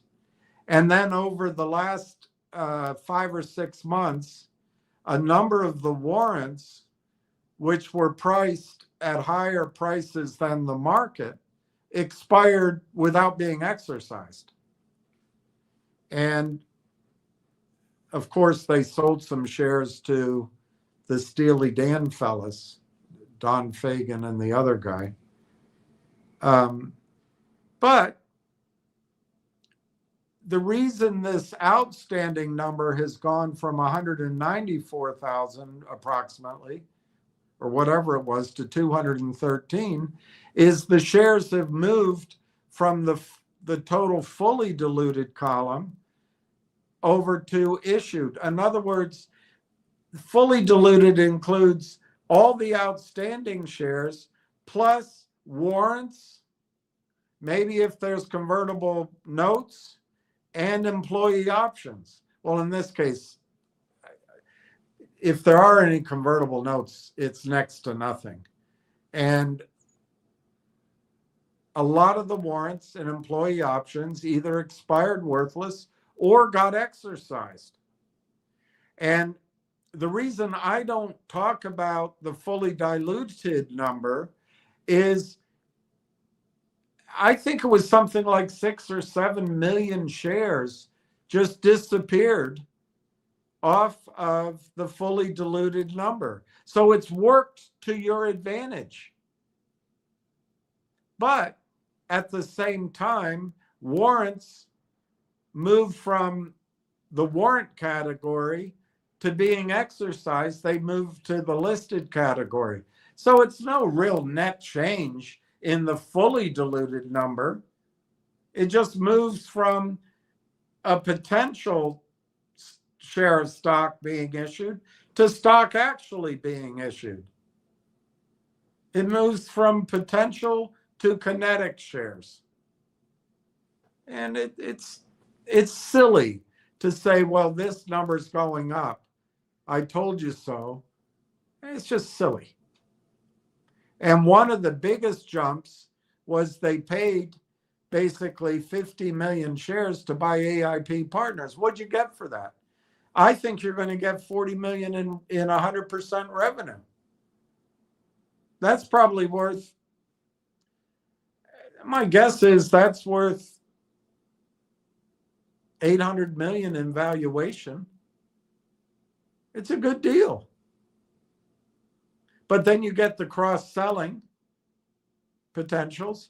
And also you get the advisory board. You get Dr. Tom Core, you get John Ruffalo, Mike Norbrega, Pat Horgan. And who knows, maybe these guys, I don't know, I heard it differently, I think, from Corey, but maybe, so I don't really know, but maybe these guys at AIP are responsible for bringing in TELUS, or maybe bringing in the BlackBerry guys, you don't know, or maybe something else that's going on. So it's really ridiculous to talk about this as a bad thing. How many companies can grow without issuing debt or issuing equity? You want to see this, but the distinction is between dilutive, and accretive. But the guys out there that want to scare you, they never mention accretive, if they even know it. Okay, here's the report. It's all a bunch of boilerplate.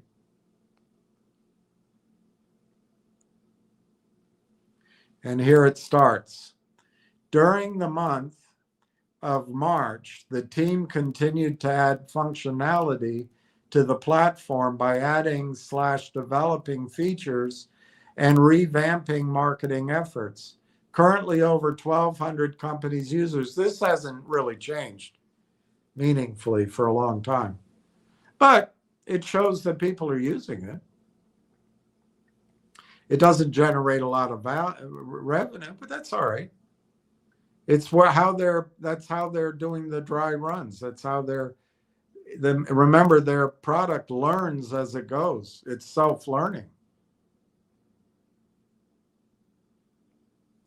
All right, the platform, they're working on payment plans for Rail Engine. Well, this is huge. I mean, how many times have you guys signed up for a service of anything and you get a couple of options? You can just send your email and it's free, or you can send a certain amount and you could read, I don't know, 10 articles a month, or you can go for the whole hog and you can read the whatever it is, the magazine, and you can see the archives.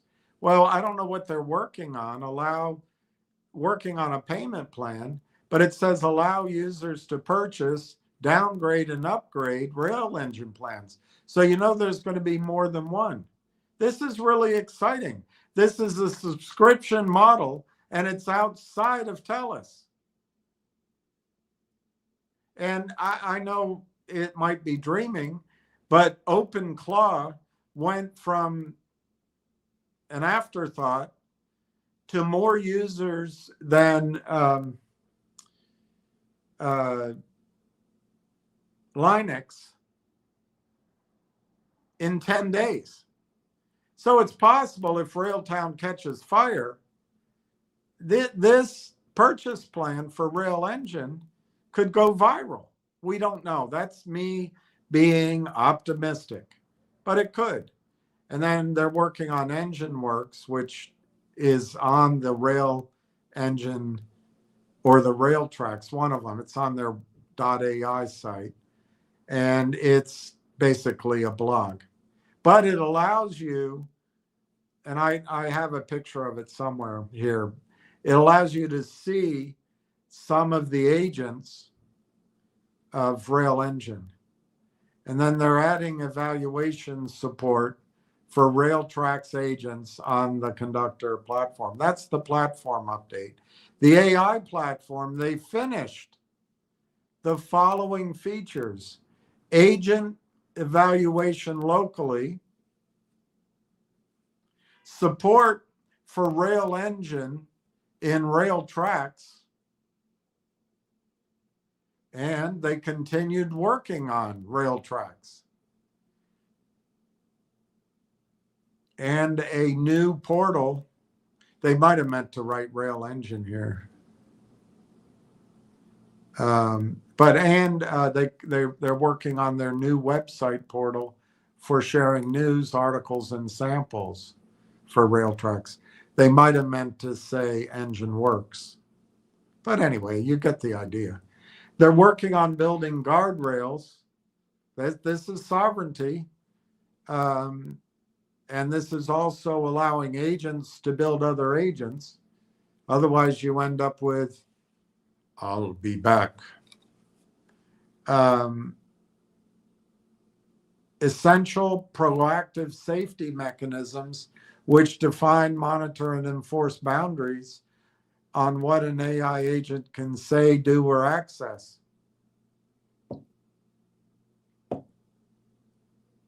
Don't criticize Israel. Anyway, and then there's a bunch of boilerplate. In the middle of it, this is an example of what I was talking about before. How many shares were issued? You know, an idiot could look at it and say, well, I warned you, they're going to keep diluting their shares. Well, what happened here is the common shares increased by 1,647,000 through a warrant exercise. See it here?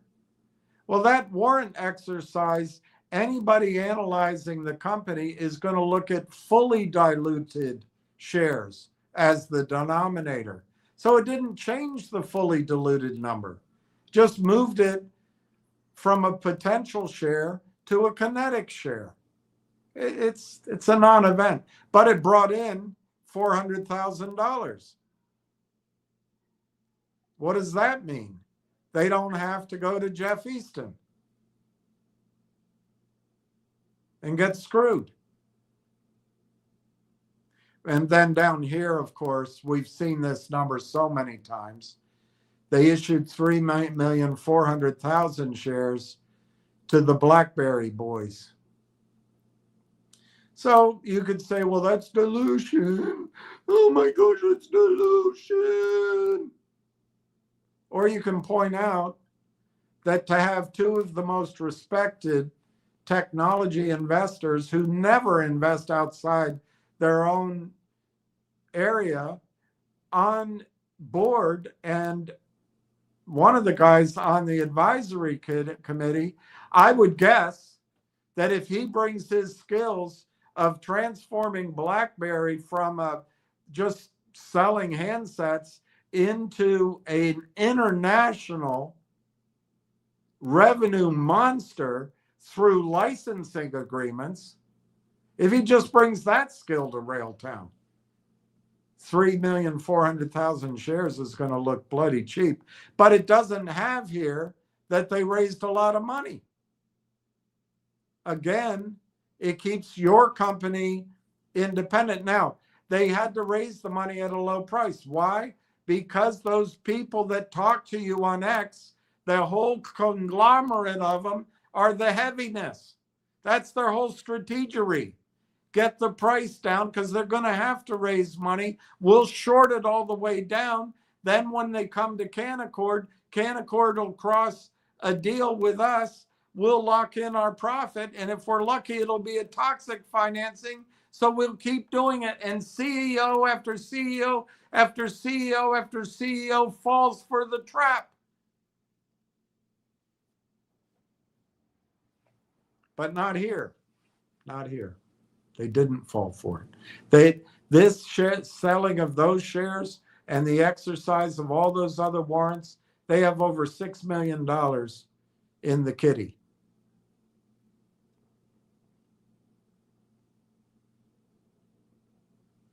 Here's who wrote this. Paul Woodward, Railtown. March is the month that he's describing. It was written on April 8th. This is where they are in Burnaby, British Columbia. And that's basically it. Now that website he talked about, here's your rail engine. And here's some examples. I imagine if you're a developer, you can click on these and it means something to you and it goes right to work. But they have ingestion, download package for Python. All developers have that. Download the package for .NET. Download the package for TypeScript. Download the package for Swift. So the client libraries provide strongly typed methods for pushing events, documents, and embeddings into Rail Engine, ensuring secure asynchronous ingestion within enterprise-grade applications. And then you have your RAG, you have your retrieval. It's the same kind of thing that you download, but developers can retrieve index data through type query interfaces supporting semantic research and anti-semantic research, filtering and content enrichment for agent-driven apps and services. They do it all. I know it's not good to make jokes in the middle of a war, but what else can you do? And I showed you that already.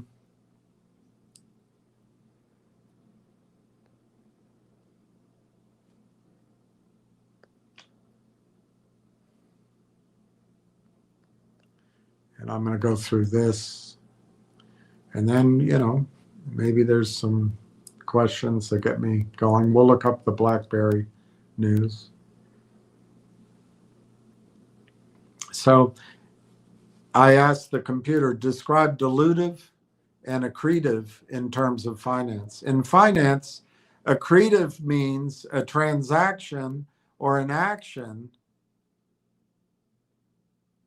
increases a company's earnings per share, value per share, or another key metric.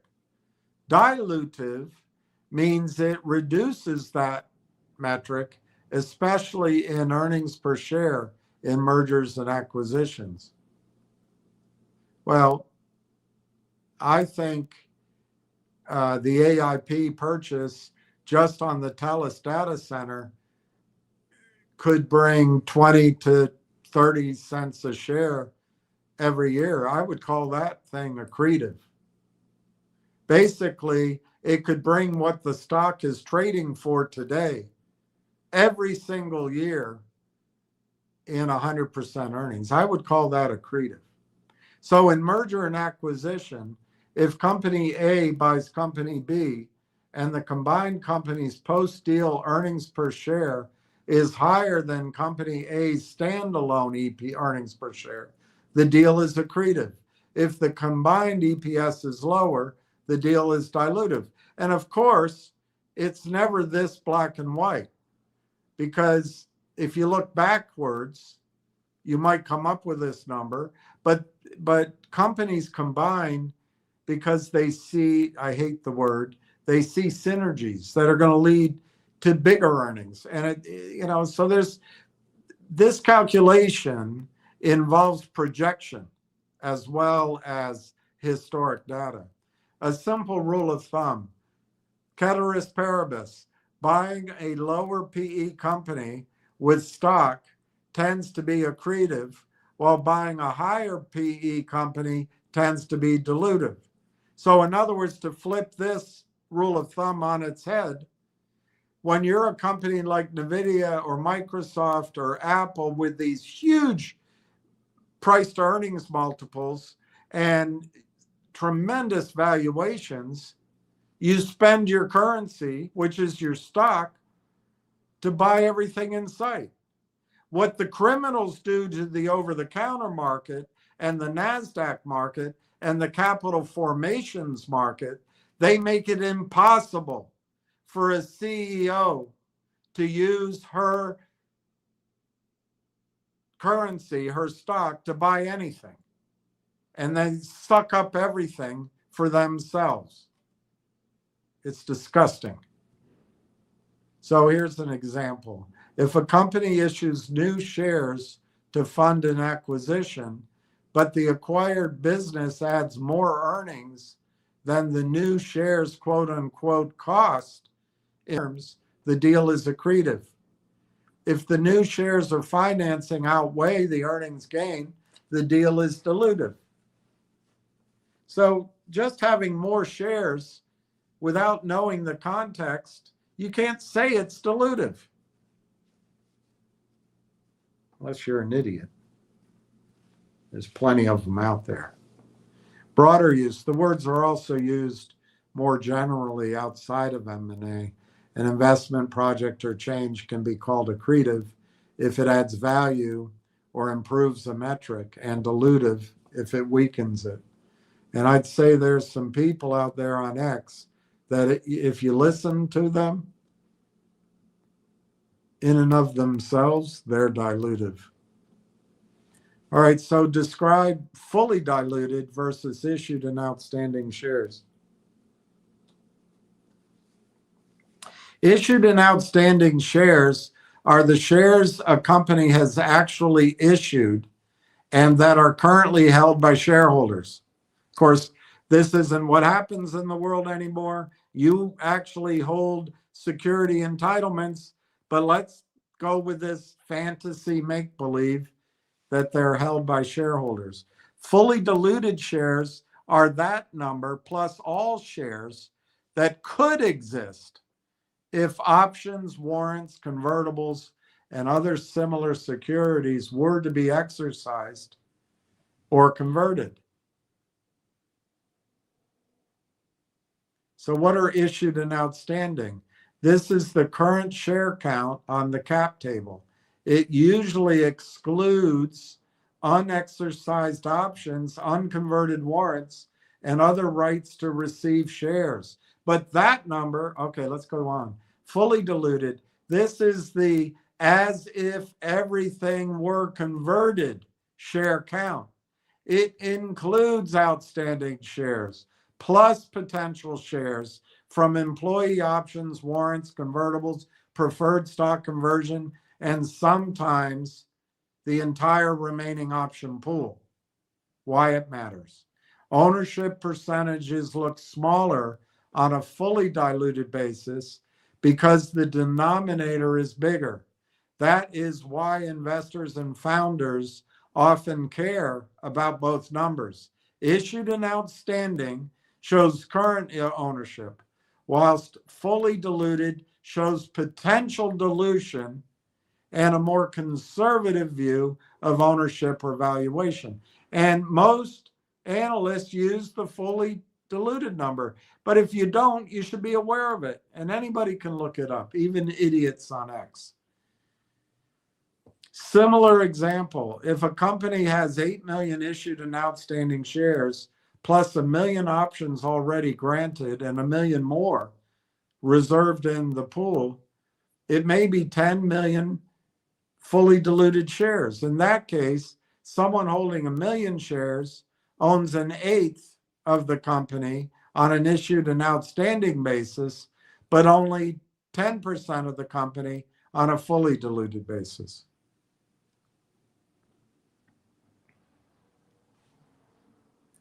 So yes, it's entirely plausible that someone on X who talks only about dilution in low price stocks has an agenda aligned with shorts or with manipulators, though it's not automatically true, of course.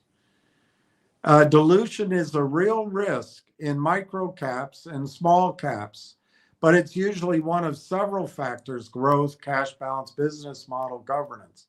When an influencer fixates almost exclusively on dilution, especially in the nano and micro caps, it can be used to gaslight holders into thinking this stock is toxic, so they dump, adding short squeezes or coordinated selling, aiding, my eyesight, short selling. It could amplify fear around an imminent share issuance event, which can be timed to coincide with predatory shorting or fails to deliver inventory. Aggressive short side players benefit from a narrative that, quote unquote, these stocks are always going to dilute you, drives sentiment and forces selling that helps them cover, distracts from the actual fundamentals. And by the way, most of the stocks, are crap. But in this case, you have to focus on the cash flow. I guess that's what they mean by cash runway, contracts and growth.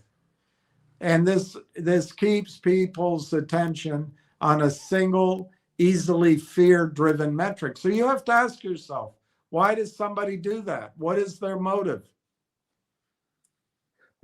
Naked short selling non-located, non-deliverable shares is regulated bullshit and can be manipulated if combined with deceptive conduct like spreading false information to depress a stock.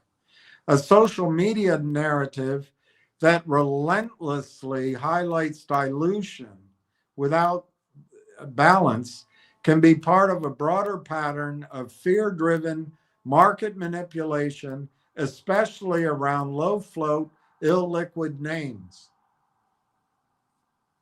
If the person never talks about cash burn, revenue, governance, or growth, and only screams dilution,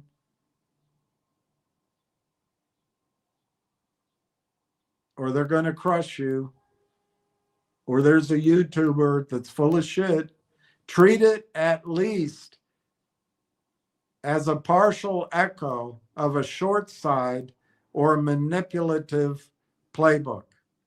If the posts are tied closely to specific nanocaps, which spike and collapse, and that describes Railtown so far, with lots of pump and dump style volume patterns, that describes Railtown so far. That's a textbook information-driven manipulation. So yes, a single-minded obsession with dilution in low-price stocks on X is very likely to be compatible with and sometimes coordinated with short side or manipulative actors. But it's still up to you to check the filings, order book behavior, and out-of-line price volume patterns to separate legitimate risk warning from weaponized sentiment. Okay, that's all I had. We can look at that Meta CoreWeave deal, and we can look at BlackBerry. Gary Dale.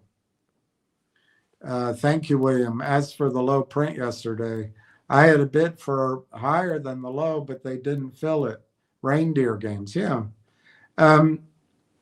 They technically, Gary, if you have, using Railtown as an example, if the bid is 26 cents and the ask is 27.5 cents, and you have an order in to buy at 26.5 cents, they have no obligation to fill you. But back when there were real human beings, the guy or the girl with the book and seeing both sides, and he would or she would step in with her own capital, they might fill you in between, and they might put it out. When there were trading desks at the firms I worked with, they might fill you, and then they might put it out. Like, for example, you're trying to buy it at 26.5, but the bid is 26. They don't have to fill you, but maybe a firm, let's say it's Merrill Lynch trading desk, they'll give it to you at 26.5.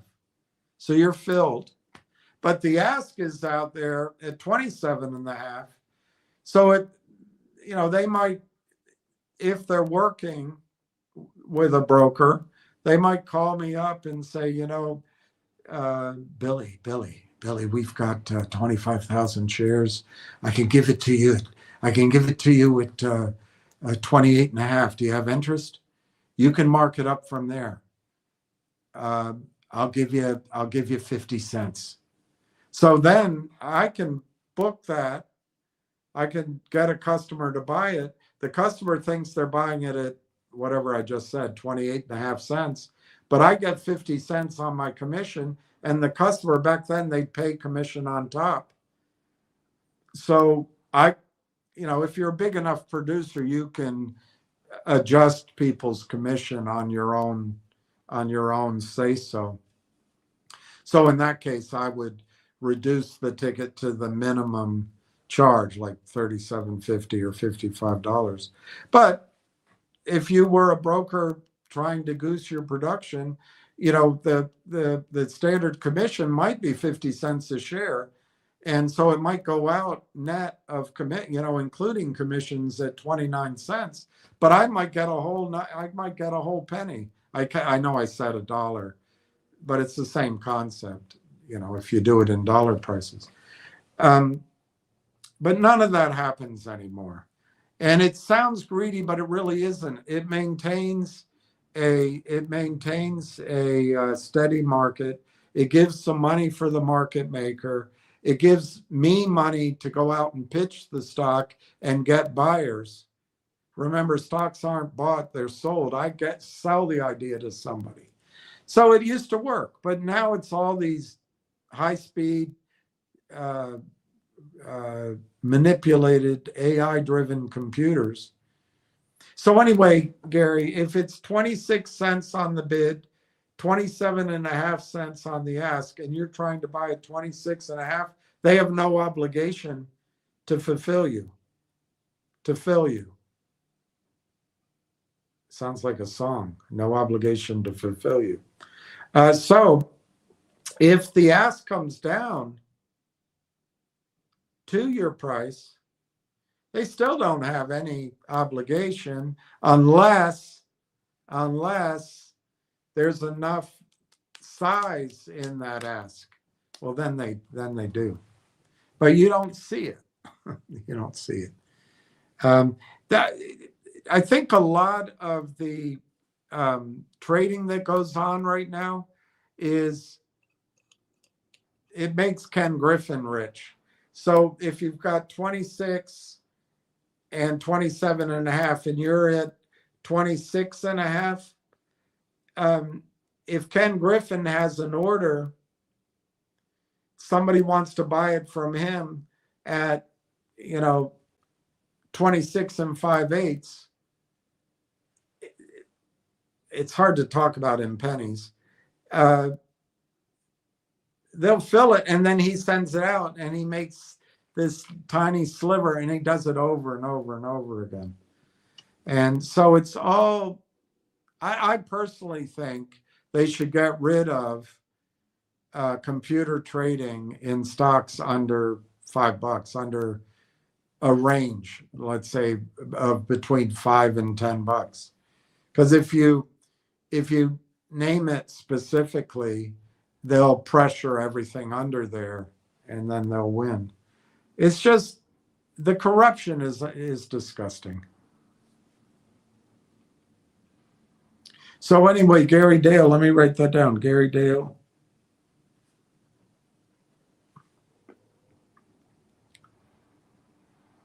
$150, that's amazing. You guys are all great. Can you show us your Vimo account? Yeah, I'll do it right now. I'll show you my Vimo. Is that my Vimo? Venmo. There's the boy. You see my boy? He was such a happy boy. He made me happy, I'll tell you that. Could never be unhappy around that guy. Very hard to be unhappy when he was around. So that's at 5:41 on the, I don't know how you can ever find that later on. Anyway, I'll show it before I sign off again. Let me see what Pete the Greek says. Trump fired Bondi because she doesn't have to testify. Ah.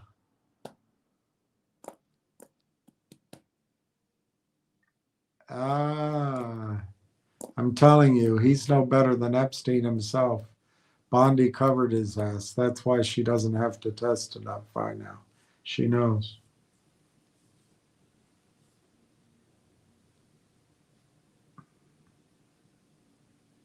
That's not how I read it. I don't think Trump did anything wrong in the Epstein files.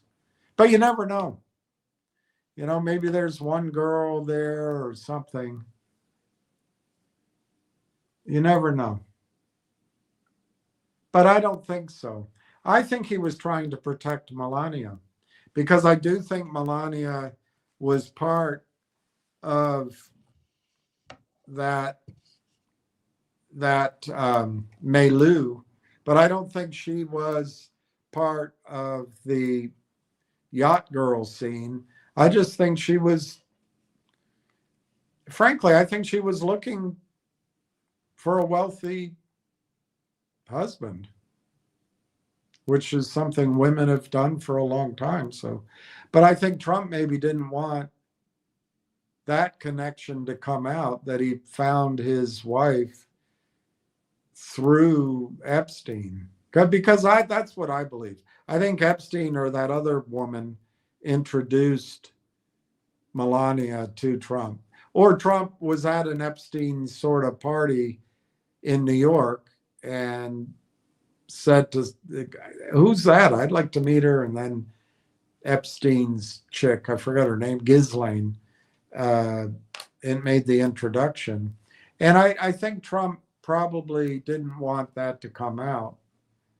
But Melania just stepped up and took that burden off of him. That's my view. I don't think Trump's part of the Epstein files. I think Bill Clinton is, Hillary is, and a lot of other people. But I don't think Epstein, I don't think Trump is one of them. Trump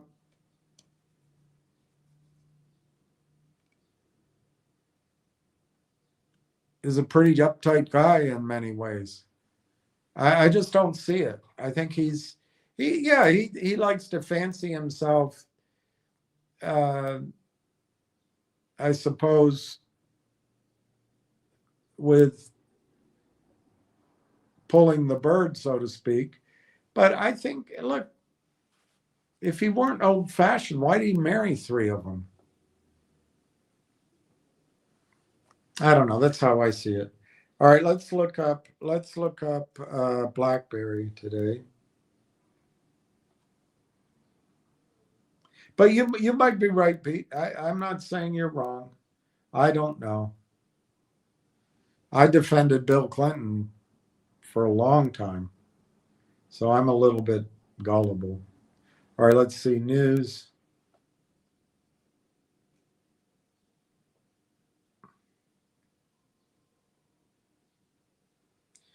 I can't get the Wall Street Journal.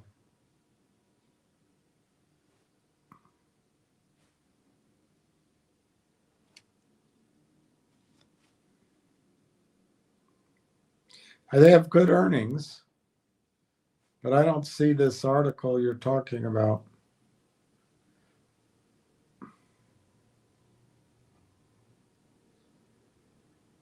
BlackBerry looks beyond automotive to power growth ambitions.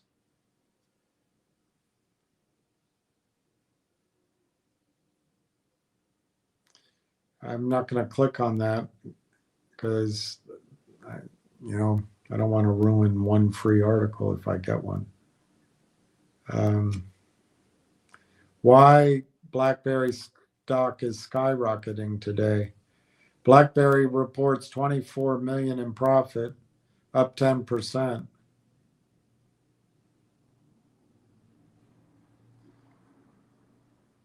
All right, Ricky, I didn't find what you're looking for. Let me see about Meta and CoreWeave.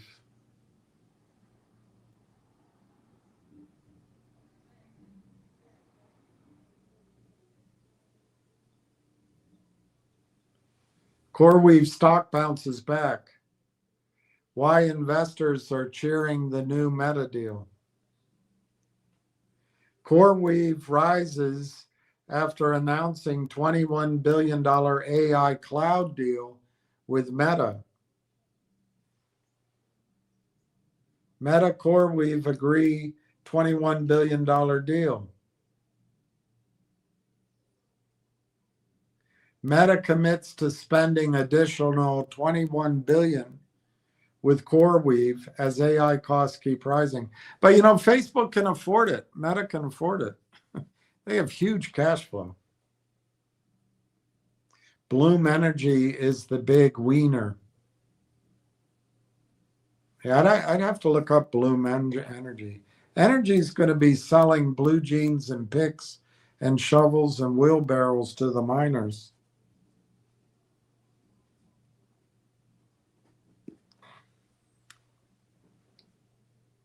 IBD, CoreWeave stock climbs on expanded $21 billion Meta data center deal. These are big deals.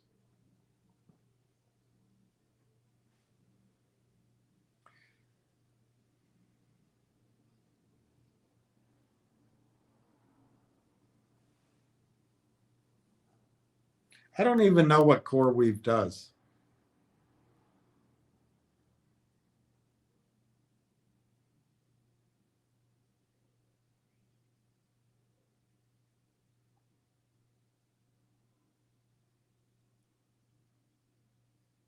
I'm going to ask, what does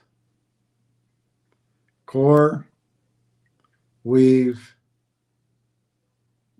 do?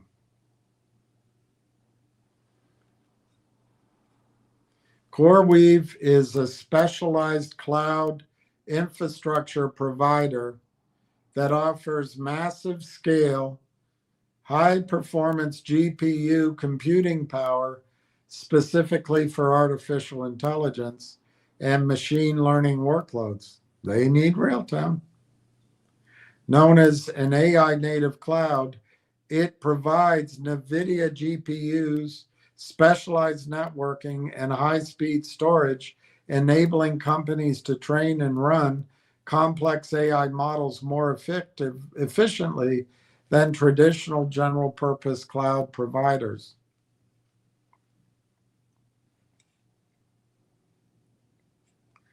CoreWeave operates data centers loaded with the latest NVIDIA GPUs, including H100, A100, and Blackwell, to handle intensive AI training and inference.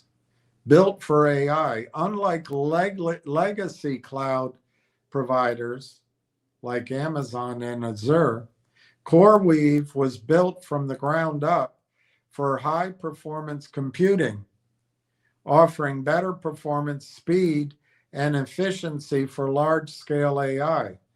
Target customers. They serve large AI labs, startups, and enterprises that require massive dedicated GPU clusters for AI development and deployment. Their infrastructure includes networking designed to reduce bottlenecks in parallel processing, which is essential for training large models, as outlined on the CoreWeave platform page. CoreWeave offers managed services built on Kubernetes, allowing teams to manage, scale, and run AI workloads without managing the underlying hardware, founded in 2017. Good Lord, that's a lot of wealth to be created in 9 years. NextBridge just put out their 10K. Let's see what it says. Well, let me do this first.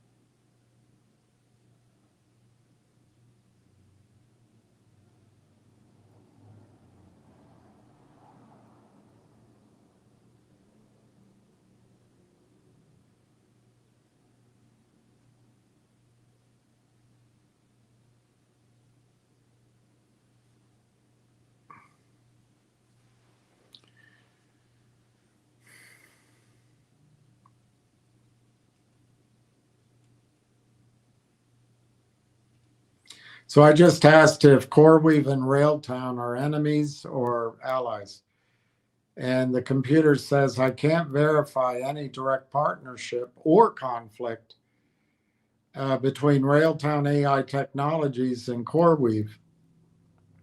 But based on the information alone, and names alone, they are more likely potential partners than enemies. They operate in adjacent AI infrastructure software spaces where companies often integrate, compete in some areas, and partner in others.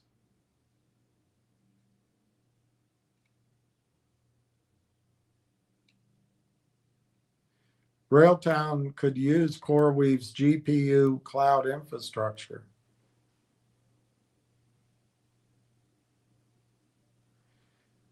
Cloud infrastructure providers like CoreWeave usually partner with AI application companies unless those companies are directly competing in some other part of the stack. All right, I'll leave it at that for now. Let's go look up NextBridge. One of you guys, thank you. One of you guys just sent me it.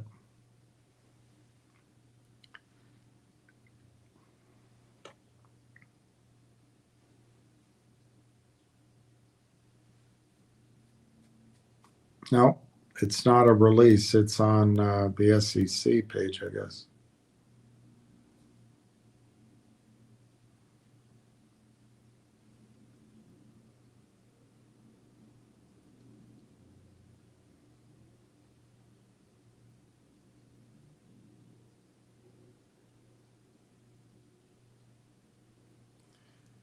Oh, your mama.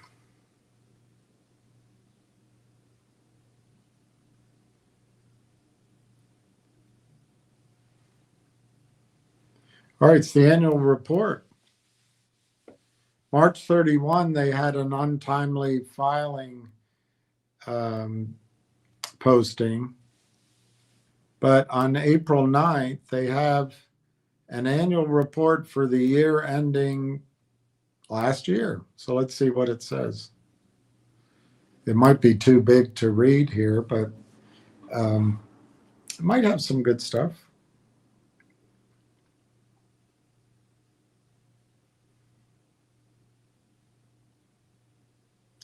If you want me to read all of the warnings so that Tony the Tiger doesn't come back and say, I do my due diligence. I noticed that there's some warnings because the projections are based on the timing of future production of oil, natural gas, and we can't know it.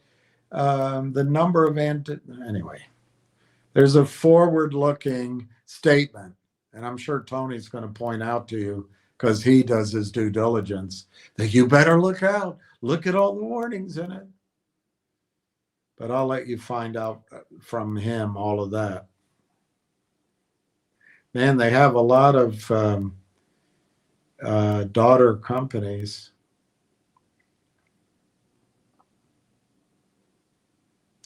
They do define the terms, which is good. They were incorporated August of 21 as Oilco Holdings. Nice name.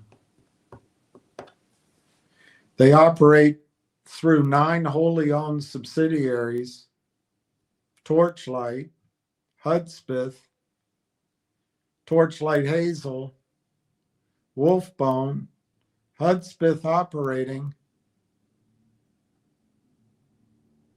Wildcat Panther, Wildcat Valentine, Wildcat Cowboy, Wildcat Packer.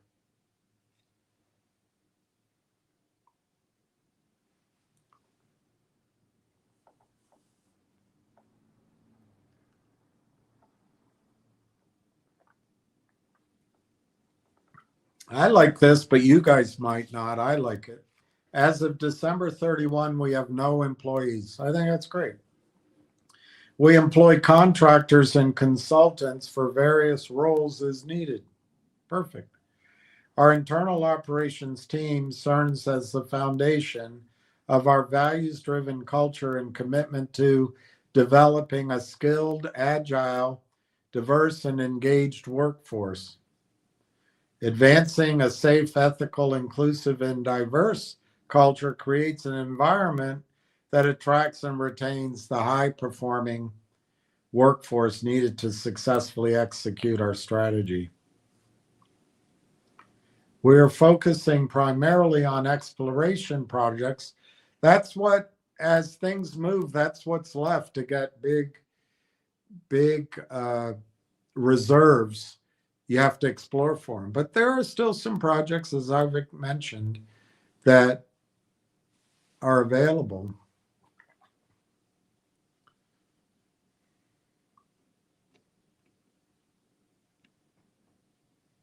High risk.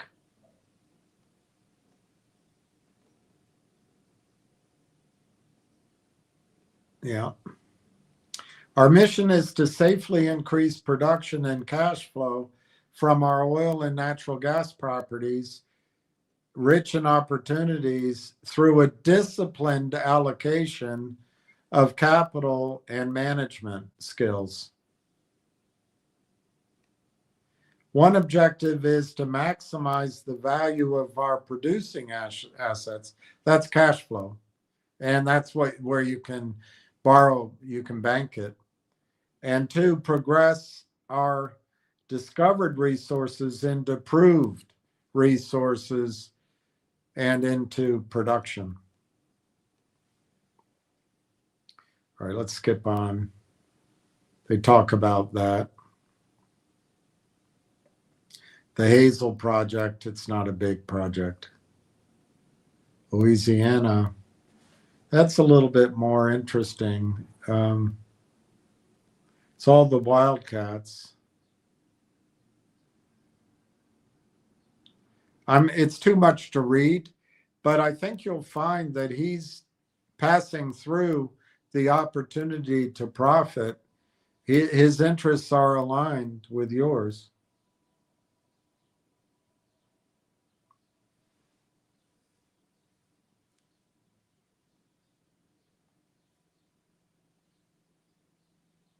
All right, so in the Magnetar project, they declined to participate, but they kept 80% of a 0.8% working interest in the initial test well. So they saved some money, but if it works, that can be very big.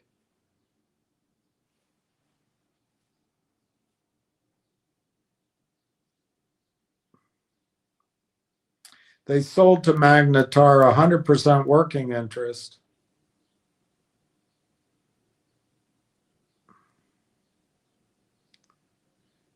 And I guess Magnetar gets 75% net revenue. This is a lot to read. I'm not gonna bore you, but basically he's selling down his risk and keeping a piece.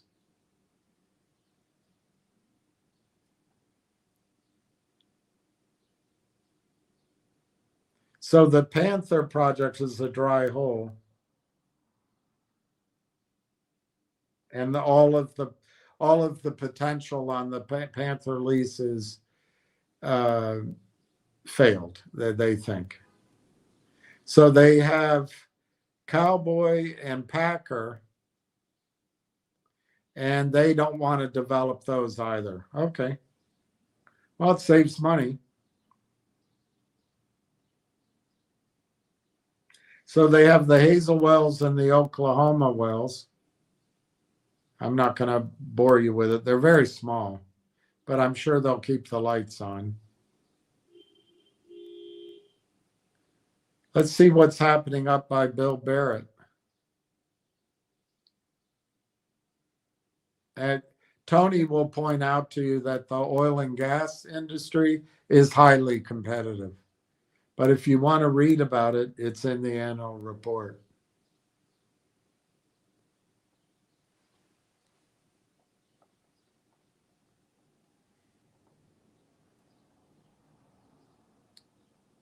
We have no capital. Litigation. Highly competitive.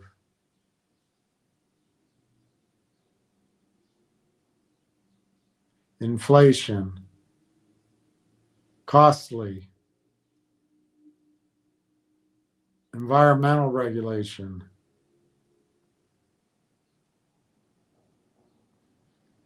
Decommissioning.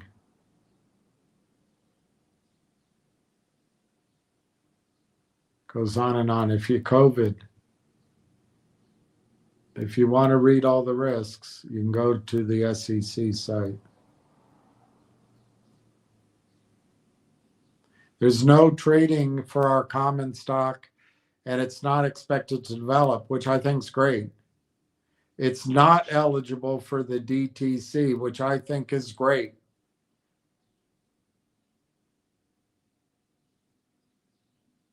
We do not intend to pay cash dividends. Our Series A redeemable preferred stock begins accruing dividends this year and has liquidation preference over common stock. I'll have to look into that. I wonder, that's probably how he's going to control the company.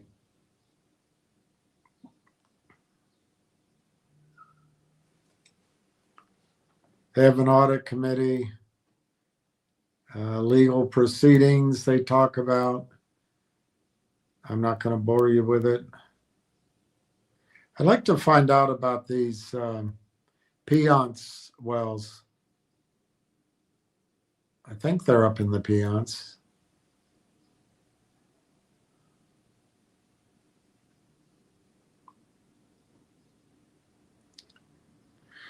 But it's taking a long time to get to discussion of that. They talk about the notes. I'll try to study this offline. This has all been put together by M&K CPAs. They have about $1 million in assets, 900,000. They have a $62 million stockholders deficit. Liabilities the same as the assets. They have 264,270,508 shares outstanding. That's both the basic count and the fully diluted count.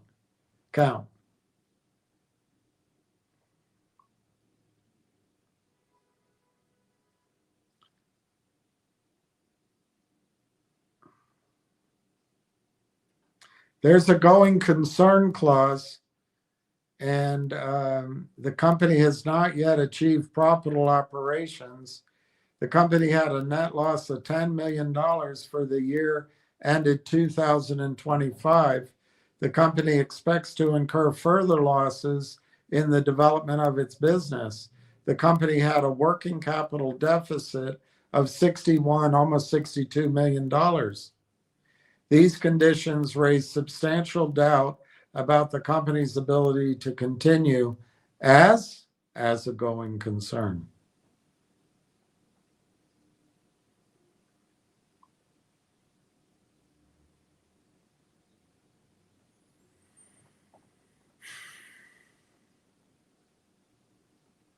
Oil and gas properties. Yeah. Current projects. Here we go. The company is an energy company engaged in the acquisition, exploration, exploitation, and/or development of oil and natural gas properties, primarily focused on the acquisition of early-stage projects, the development and delineation of those projects. As of the end of last year, the company had interest in 3 oil and gas projects: the Hazel project in Sterling, Tom Green and Iron counties, Texas, 7 wells. And they had 2 wells in Oklahoma and unevaluated mineral leases in Louisiana. During the fourth quarter of 25, Magnetar began development on the initial test well of the Valentine mineral acreage in Louisiana, held by our subsidiary Wildcat Valentine, which included a $600,000 spud fee to the company. So I think they received the fee. The company declined to exercise its option to participate, and they granted the company a nominal net 0.8% working interest in the initial test well. The net amount of the spud fee, $360,000 after payment to project consultants, has been recorded as other income. They're all fully impaired. He talks about the Hazel, the Hunt and Play,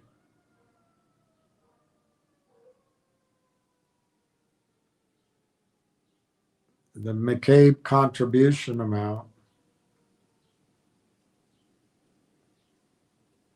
legal matters. On August of last year, they entered into and closed a transaction with Panther Bridge, a Texas liability company, under which Panther Bridge loaned $6 million to the company. Subscription agreement, 18% unsecured promissory note. The Series A preferred stock is redeemable in the event of certain changes of control. Okay. The preferred A gets a dividend of 18% per annum. It compounds quarterly. It's paid in cash at the company's election. For any quarter in which the company elects not to pay the dividend in cash, such dividend will become part of the redemption price of each share of Series A preferred stock as the applicable dividend payment date. The Series A preferred stock will not be entitled to vote with the holders of the common stock.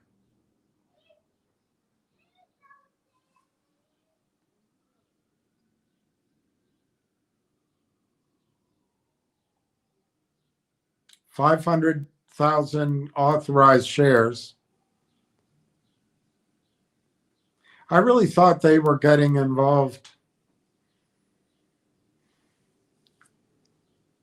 I guess not.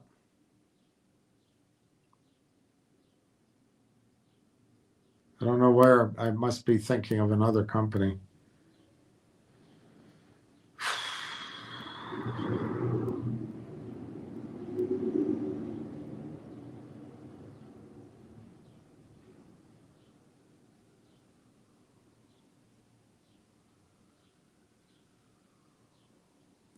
Well, that's about it. I don't know if that helps anybody on NextBridge. Snoopy, hey, Bill and gang. PS71, hello, sir Bill. IPS71. Oh, I don't know what else to talk about. In terms of NextBridge, I really thought they had a project up in the Piceance.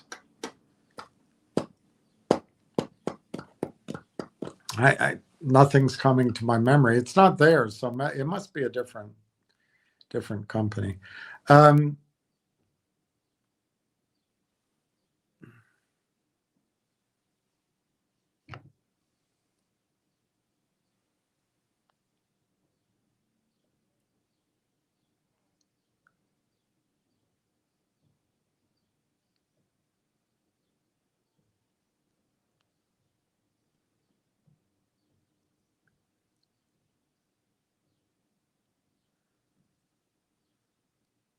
Barron Trump just started a company. Do you think he has any advantages over your children?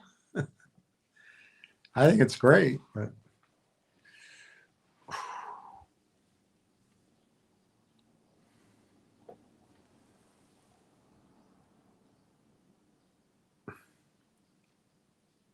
I don't see any news here that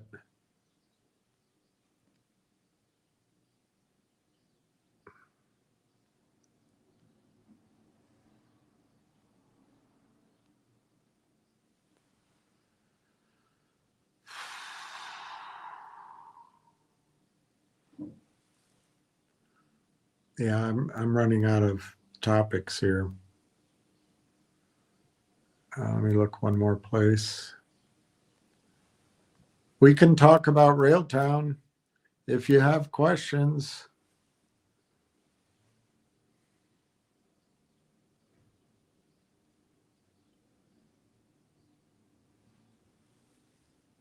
Michael Fox did not die.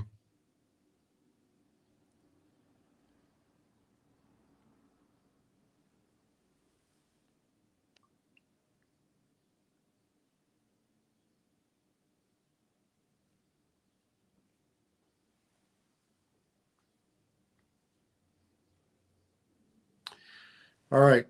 Let me see how I can wrap this up. We have 19 million shares of Railtown.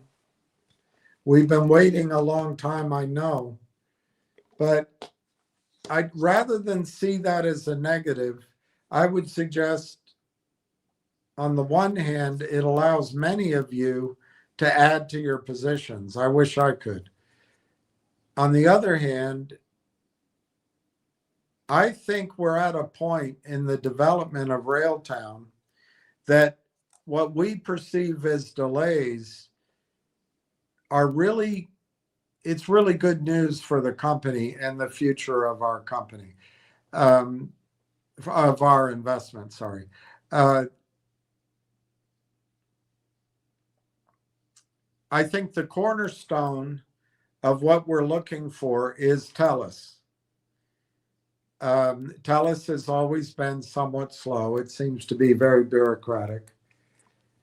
But it's okay, because this lumbering process, once it gets up and starts lumbering, it's not going to stop for 20, 30 years. So it's okay. I think there's also Uniserve. I think the three things that we know about: the TELUS revenue, which is going to also involve AIP revenue from transferring their spend there. Then we also know about Uniserve, which is smaller, but it's a proof of concept. And then we've just found out that it looks like they're coming up with pricing plans on rail tracks or even rail engine. And that's a whole different source of revenue that could catch fire, or maybe not, but it has that potential. It doesn't look like they're focused on the AIP roll-ups, but there might be cross-selling going on there. So there's a lot going on that we really haven't gotten updates on. We can speculate that they're going to step out further in all other areas of the world, other industries, other partners. But I think everything is riding on the TELUS activity. But I don't think that means nothing is happening. This is really a hot space, the orchestration framework space. And maybe you can define it more broadly, but they're changing all the definitions anyway. But I think I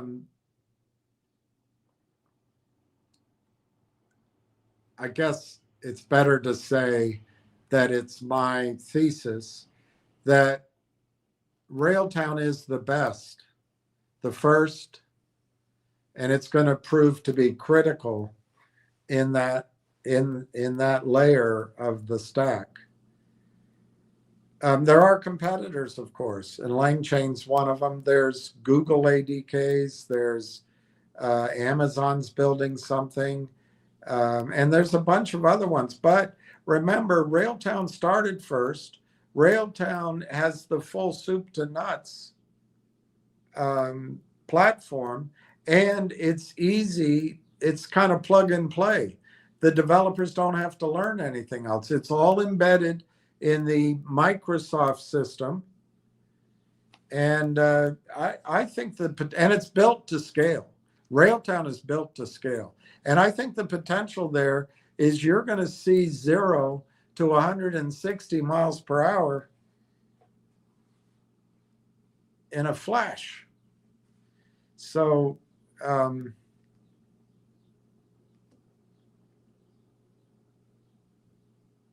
I think what's ahead for Railtown and for your investment is going to be really exciting. In terms of timing, if I had to guess, we're still 2 or 3 weeks away from excitement. But I caution you, it could still be 6 weeks away, or it could start on Monday. They're really keeping the information tight. And I think that's good. But it also means not many people are hearing anything.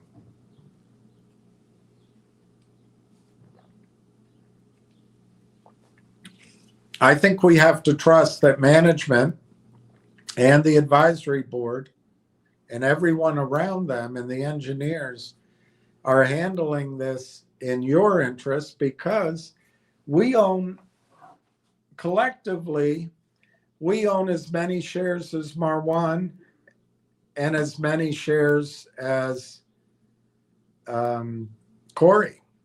I think one of them owns 20 million, but it basically, we collectively own what they own.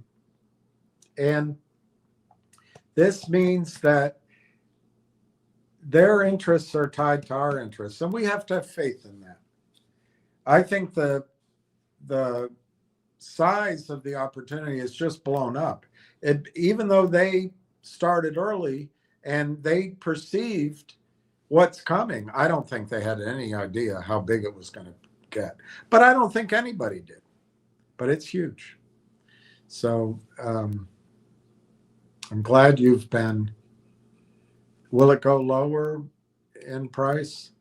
I don't know. I showed you the chart, and I wouldn't play with it for lower. What, you're going to miss it because you're trying to get a penny lower? Because when it breaks upward with information and then the buyers can come in, it's not coming back. But right now, would it go lower?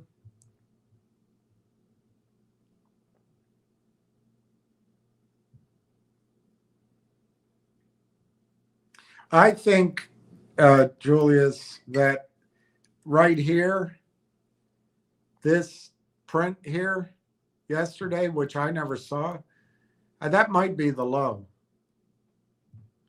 It certainly looks like an aberration. So I actually think the low is up in here. And that's around this 27-cent range. Yes, they could make it come down on a trend like this and take a few days driving it downward, maybe a week or so, and get it down to 25-ish, 26, 25, maybe here. They could do that. But that's what they're going to try to do. This support here, I think, is pretty strong. But you see that even though that support is there, the stock has traded below many, many times.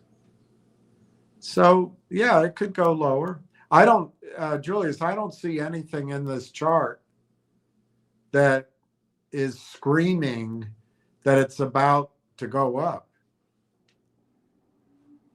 But that can change in a heartbeat. Right here,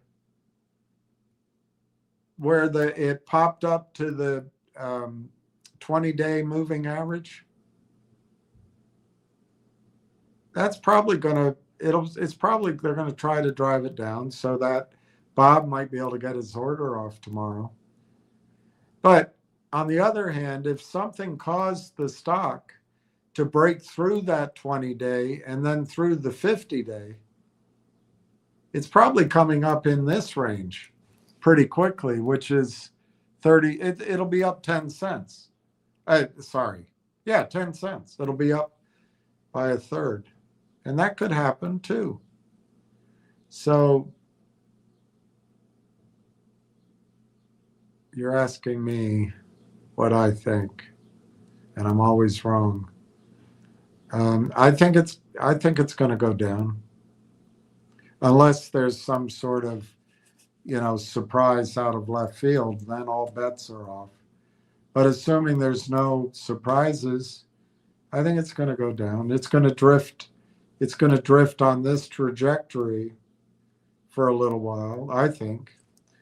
But the cure for low prices, to steal a phrase from commodities, is low prices. Because as it gets down here, there is going to be buying. And I bet there is buying already. I do not see a bullish pattern there, though. So I would say it's a flip of the coin. We're right here on the close. And tomorrow it could try to break through up here on those two moving averages, or they could try to drive it down to 25 cents, maybe 26 cents. And who knows who wins? I think they're not giving up driving it lower, because that's the path of least resistance, unless there's an event. And none of us know when the event might occur. I can draw a little bit of not really. It's not a particularly bullish chart, but it doesn't mean it's headed downward. It just means it's there's no setup that I see. All right, I think I'm going to leave it at that. It's 6:25. If you're built that way, continue to think or pray for peace in the Middle East. It matters to all of us. And, our thoughts and our prayers, of course, go with all of the civilians and soldiers. They're just young people in Israel, all of the countries surrounding Israel, all of the civilians and population of Iran and the entire Middle East, Ukraine, Russia. There's a lot of conflict going on in the world, and it'd be wonderful if they all can have some surcease from suffering and they can experience peace. And I wish each of you peace for this evening, and we'll get back together tomorrow. Cheers.